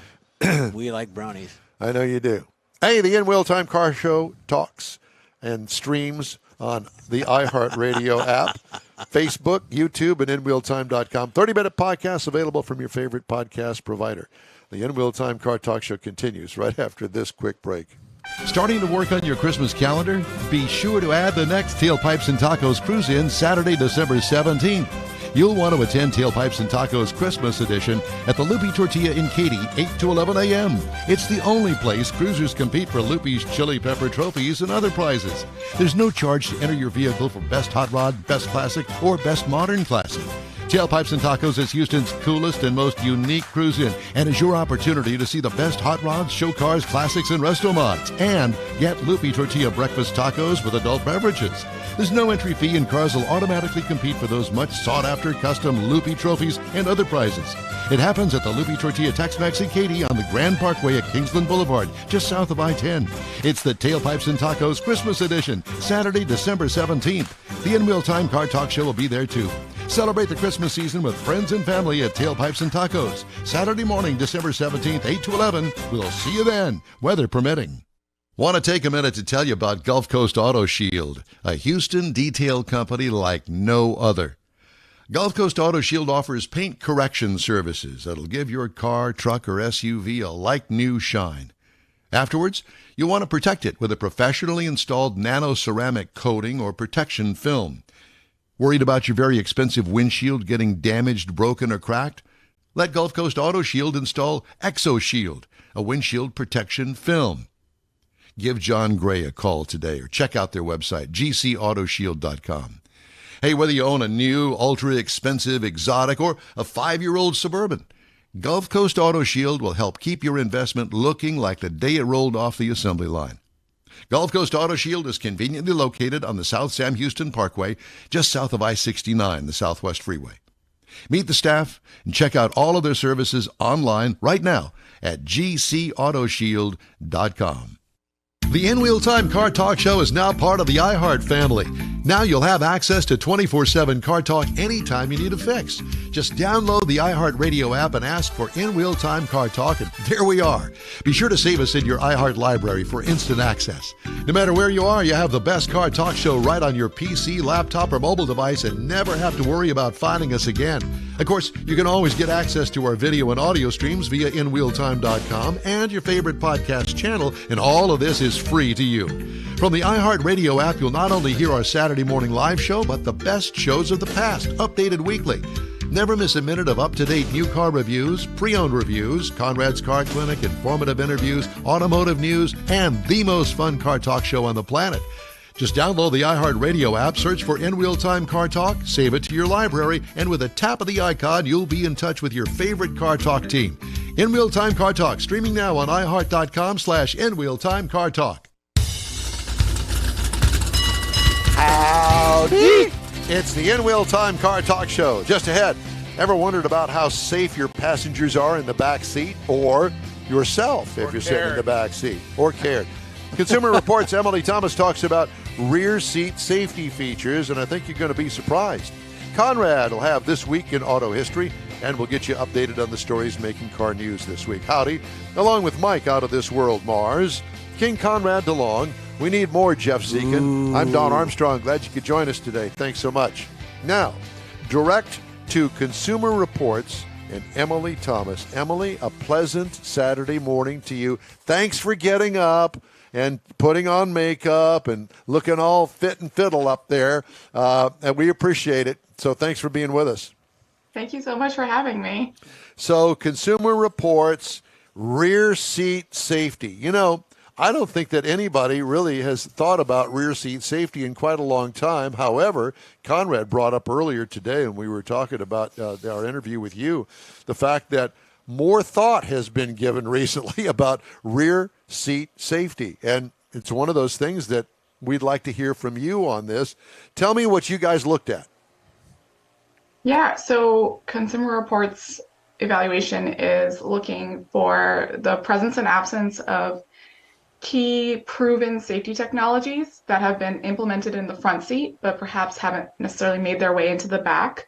But we know that they are effective, and so we want to see them implemented more in the back seat. And then we're also looking at technologies and child seat fit, booster fit, things of that nature. So really the purpose of the evaluation is to capture all the demographics that could possibly be a rear passenger, right? Going from, your small children all the way up to perhaps grandparents or just even, people that are using rideshare, adult occupants, things of that nature. We want to make sure that everyone who sits in the back seat is getting as much safety available to them as possible. A couple of thoughts come to mind. One is rear seat airbags that most cars up until just recently haven't been fitted with. Maybe been the side curtain airbags. Yeah. And there's also the car seat tether that I understand has changed in the last, some time. Because I know when I had young children, basically all it was a latch, a hook that you could take the actual car seat tether and hook it into so the thing wouldn't fall forward. But I understand that things have moved along in that technology. Yeah, so for car seat fitment, we look at a seatbelt installation as well as latch accessibility. So those lower anchors that you find at the seat crease in the outboard seating position and those top tether hooks that you're talking about. IIHS, the Insurance Institute for Highway Safety, they do a latch assessment for all of their test cars. And as a result, those anchors have become a lot more accessible and much more easy to use. However, for car seat installations, those latch anchors are typically, or those lower anchors are typically not available in the center seat. And we know a lot of people want to be able to install their car seats in the center. And there's a weight limit on those anchors. So you eventually have to move over to a seatbelt installation. So our evaluation really focuses on whether or not you can get a secure seatbelt installation in each unique rear seating position for all the orientations of the car seat that you're using. So we do. Excuse me. Go ahead. I'll say, so you not only look at the car itself and the design of the seat and the latches, but you also work with the manufacturers of the car seat itself? We choose 4 car seats that essentially have challenging geometry and try to install them in each test car. And essentially the idea being, if you can get a secure fit with one of these really challenging seats, then the likelihood that you can get a secure fit for a less challenging car seat is pretty high. So that's one aspect that we look at. We look at whether or not you can fit 3 car seats across the rear seat. And then in terms of other aspects of child safety, we're looking at booster fit, how well does the booster sit in each seating position, buckle access for the kids. My 5-year-old is recently transitioned to a booster, so I'm seeing it in my everyday life also, how hard it is for him to access some of the buckles on his own and be able to buckle himself. We also look at a newer technology that prevents heat stroke in vehicles. So rear occupant alerts that would provide you with a reminder at the end of the trip, but we are also optimally looking for systems that use occupant sensing, even if you've exited the vehicle, to alert you to motion in the car and, really try to reduce these vehicular heat stroke cases. And isn't that one of the real big difficulties with rear child seats is, everybody has the baby shower and somebody gives them a child seat, but nobody gives them the training how to install it correctly for the child that's in there. That training, I think, is hypercritical to making sure that they know how to put it in correctly. Absolutely. Yeah, there isn't unfortunately any parent classes for child seat installations, but thankfully there are thousands of certified child passenger safety technicians across the country, and you can go to NHTSA's website. You can go to seatcheck.org, and it'll show you towards the bottom how to find a car seat inspection station near you. You put in your zip code, and it'll tell you various places in your area where there are certified technicians available to check your installation and go over with you how to do all the various aspects of it. So there are tons of people that are willing and certified to be able to help and make it an easier thing to do. But you're totally right. Even if you're gifted a car seat, it's really important for you to install it in your car and make sure you can get a good secure fit, because that's really the safest car seat for your child, is one that you can securely install in your vehicle every single time and that you can properly harness your child into. So this goes not only for sedans, four-door vehicles, or the back seat of an SUV. Does it flow over into the third row of some of these larger SUVs? And once you put it in there and you've got a child, like you said, you have a 5-year-old that transitioned into a booster, a jump seat, you pretty much leave it in there. I mean, you pretty much secure it, and it's secure for whatever time that child is raised to the next level, correct? Yeah, so you would leave it in there. You should check your installation from time to time, because as the vehicle's moving around, it could get a little bit loose. So you always want to make sure that it's tight enough. And in the third row, there is oftentimes even fewer lower anchors available, right? So you might have one set of lower anchors there. So you really need to make sure that if you're in the third row, you have a third row vehicle, you're looking at those seatbelt installations. And you are going to leave it there until your child is, ready for the next transition, whatever that may be. But you also want to think about your children that are out of car seats. Once our children transition out of, their booster seats and now they're using the vehicle seatbelt, we kind of stop maybe thinking about them as kids in the back seat and, okay, we need to worry about their safety as much. But really, it's just as important, even for those booster age kids. Rear head restraints are super important. Advanced restraint systems on those seatbelts are really important. You want to make sure, especially when your child is in a booster and beyond, and they're relying on the vehicle seatbelt and on the vehicle's crash management system, that they have the most available to them. Yeah, because an improperly installed child seat or a child in the back that's not properly restrained in an accident becomes a projectile as well. Right. So now that not only endangers the rear passenger, it endangers the front passenger. Well, let's go one step further and talk about child car seats in general. Does Consumer Report actually have a test availability for those seats? Because let's face it, I mean, there's 1,000 different car seats out there. I want the best from my child, and I don't care how much it costs. I'm going to do my best to be able to afford that one. Yeah, so Consumer Reports does have its own child seat evaluation program. And so what we do there is we evaluate 3 things. We look at ease of use, we look at fit to vehicle, and crash protection. And because our philosophy is that you can't get optimal crash protection if you can't secure the car seat inside your vehicle or properly use the car seat, we really weight the fit to vehicle and ease of use portions of our evaluation higher than crash protection even. But essentially what we're looking at is in ease of use. Can you make the harness adjustments, buckle adjustments? Can you access the belt path and things of that nature? How easily is it to do that? How easy is it to misuse the car seat because of how they've designed these different components? In fit to vehicle, where I was saying on the vehicle test program, we have 4 car seats that we put in every test car. On the child seat program, we have 5 test vehicles that we put every single car seat into that we evaluate. And so we chose these 5 vehicles because of the challenging seat designs and belt geometry that they have, because they are, typical family size vehicles. So there are some that have 2 rows, some that have 3, some that are kind of your smaller family cars, and then to your very large SUVs, minivans. And we put each child seat in these test cars in every unique seating position. And in our ratings right now, we have over 100 car seats that are rated, and that amounts to about over 4,000 installations that have gone into our fit to vehicle ratings, really. So in Don's scenario of he wants the best car seat, that may be different depending on what kind of car he has. Absolutely. It might be different depending on what kind of car it is, which is why we always say, check the ratings, look at ease of use, look at fit to vehicle, look at crash protection. And then before you really nail down that seat, you might need to buy a couple different seats, try them out in your vehicle. And if you can't get that secure installation, then that's not the seat for your family. So, you want to be able to return that car seat and get something else. So the other part of our evaluation is crash protection.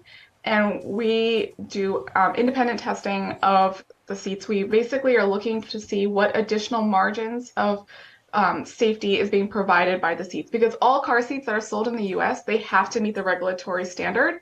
So they're all safe for this basic standard of safety, right? This minimum standard of safety. And our evaluation goes a step further. We tested a higher energy pulse. We use a real vehicle seat on our test bench. We simulate a front seat back, because if you've sat in the back seat of any car, sure. you know there's a front seat in front of you. The government test does not have that. So ours is really meant to be more representative of current vehicle rear seat environments and geometries and stiffness. And so our evaluation is looking at these additional margins of safety that a car seat can provide, so that you can differentiate it against its peers. And So let's we- not you know, forget. we look- Yes, I was just going to say, and let's not forget, on some of these cars or SUVs, a lot of them now have screens on the back of the front seat, which could affect the person that's sitting in the back seat in the event of a crash. You're talking about like video screens. Yeah. Right. There's all these different things that are in the vehicles now. And so even for our simulated front seat back, we take the regulatory standard that defines, kind of how soft the surface is where a head might hit in the rear seat. We take that standard and we took foam that's compliant to that and extended it for the whole length of the front seat back.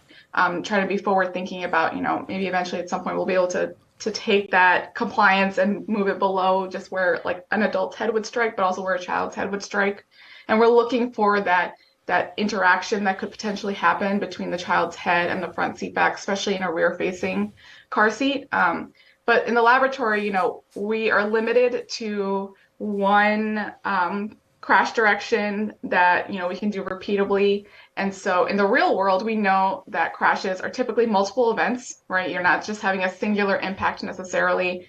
And so we are looking to see if there are any structural integrity issues that happen in our testing that might impact or compromise the car seat's ability to either retain the child or stay secure to the vehicle seat in that very likely scenario of a subsequent crash event within the same crash in the real world. Sure, there's a big difference between crashing into another car and having the car roll over. Right. Or pinballing Yes. through. Exactly. Are there any considerations made with the research and development of this for the EVs, knowing that the batteries are in the lower part of the vehicle?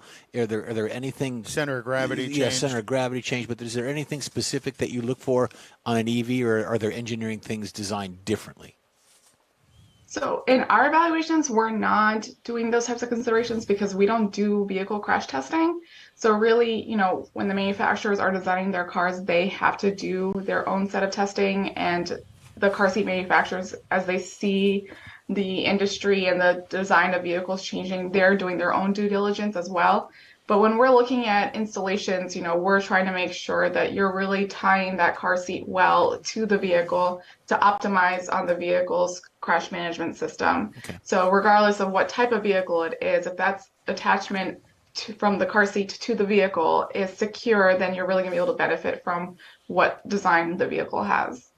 Well, Emily, listen, we could probably ask you 1,000 more questions, but I know that it is a Saturday, even where you live, and we're going to let you get back to your life. But we sure appreciate you taking the time. Very informative. Yes, Thank you. very Absolutely. much so. And hope to have you back again. Next test that you have, be sure and give us a ring, and let's talk about it.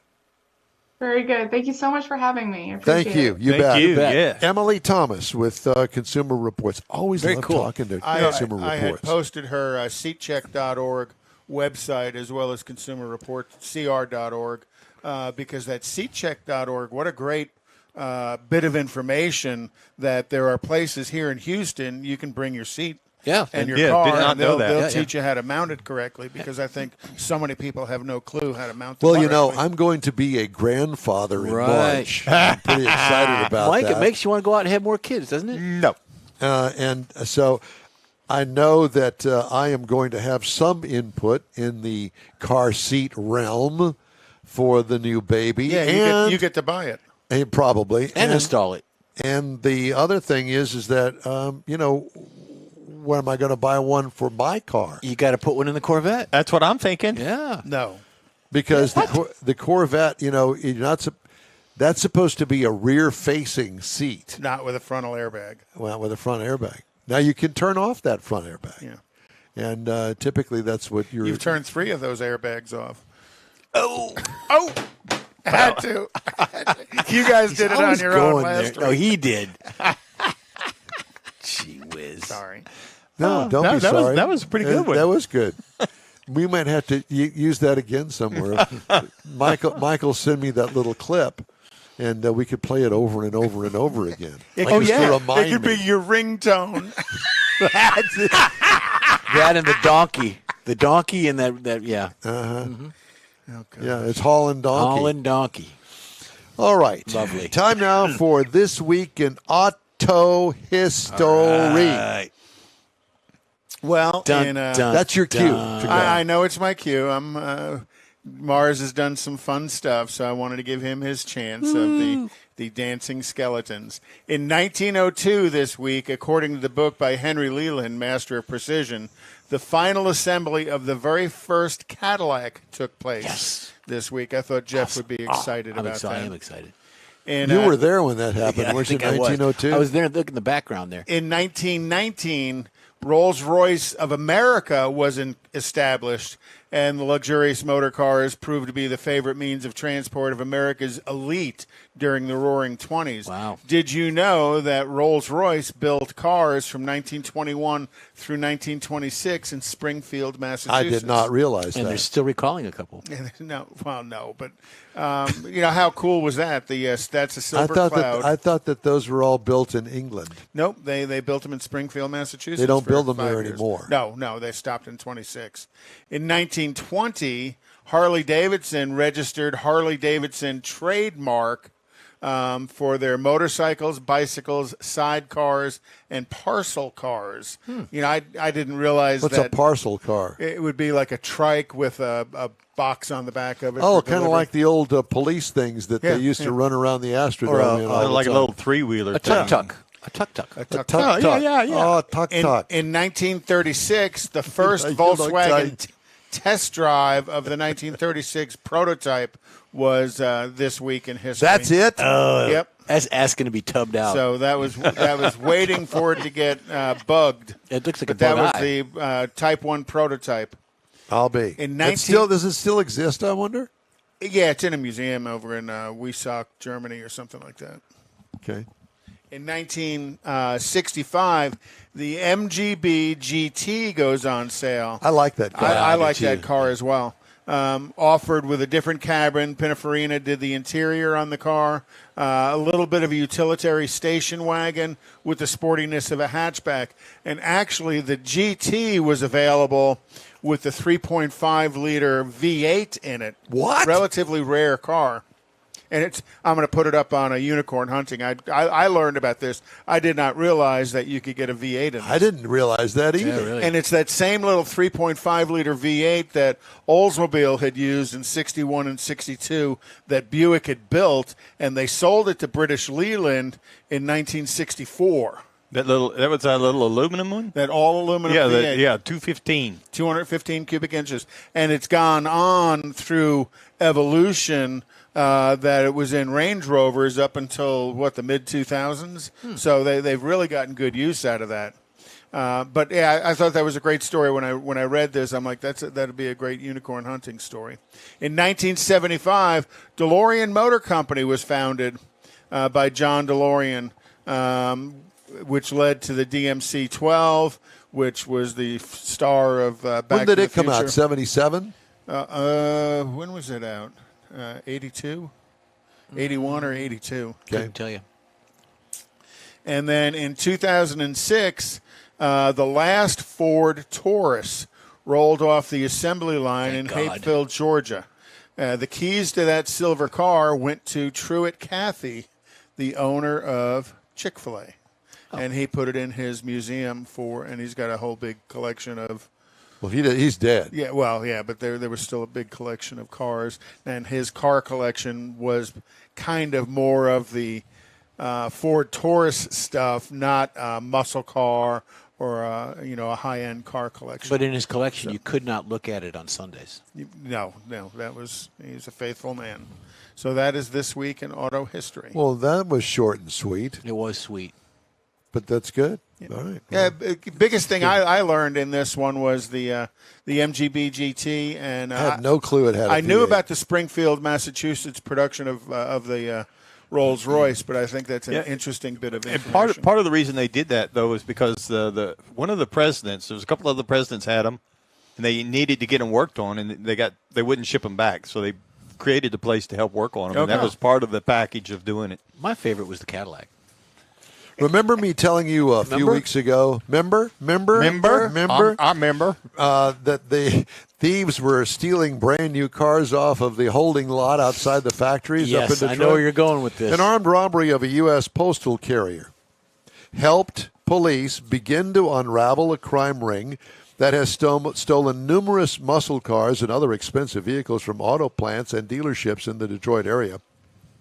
When officers caught the man suspected of robbing the postal worker outside Cleveland, they found 3 high-priced stolen vehicles at his home: a Ram 1500 TRX, Land Rover Range Rover, and a Dodge Hellcat. That led to federal indictments in June against 4 Ohio men on charges of conspiracy and interstate transport of stolen vehicles. One of the men told the FBI that he and another defendant communicated through Instagram with people in the Detroit area about obtaining stolen vehicles, according to prosecutors. They said thieves also sold the vehicles, originally worth $50,000 to $100,000, for $3,500 oh my gosh. to $1,500 to buyers in Chicago, Indianapolis, and cities near East Coast shipping ports. Investigators say the thieves started the vehicles using handheld electronic pro pads. Thieves also hit several Ford plants, stealing 150 Raptors and Mustangs. At a suburban Detroit dealership last year, thieves crashed a Ram through a glass wall, then drove other cars in the showroom out through the same hole. Police found a Dodge Durango SRT There's Hellcat a joke in there somewhere. taken after the driver smashed into the brick wall trying to get away. 3 other vehicles were later recovered as well. Jeff Schneider, general manager of the dealership in Highland Township, said employees are now using an old-school method to discourage thieves: parking boots. He said it's a deterrent that works amazingly. We put boots on all of the Hellcats. So end of that story. Yeah, boots are made for walking. Puss in Boots. Yeah, or get a club. I imagine they were employees too. They were stealing these. Or somebody probably involved. Inside yeah. out. Yeah, inside. Put a club on it. I mean, I'm thumbing through this real quick because I've only got another minute to go.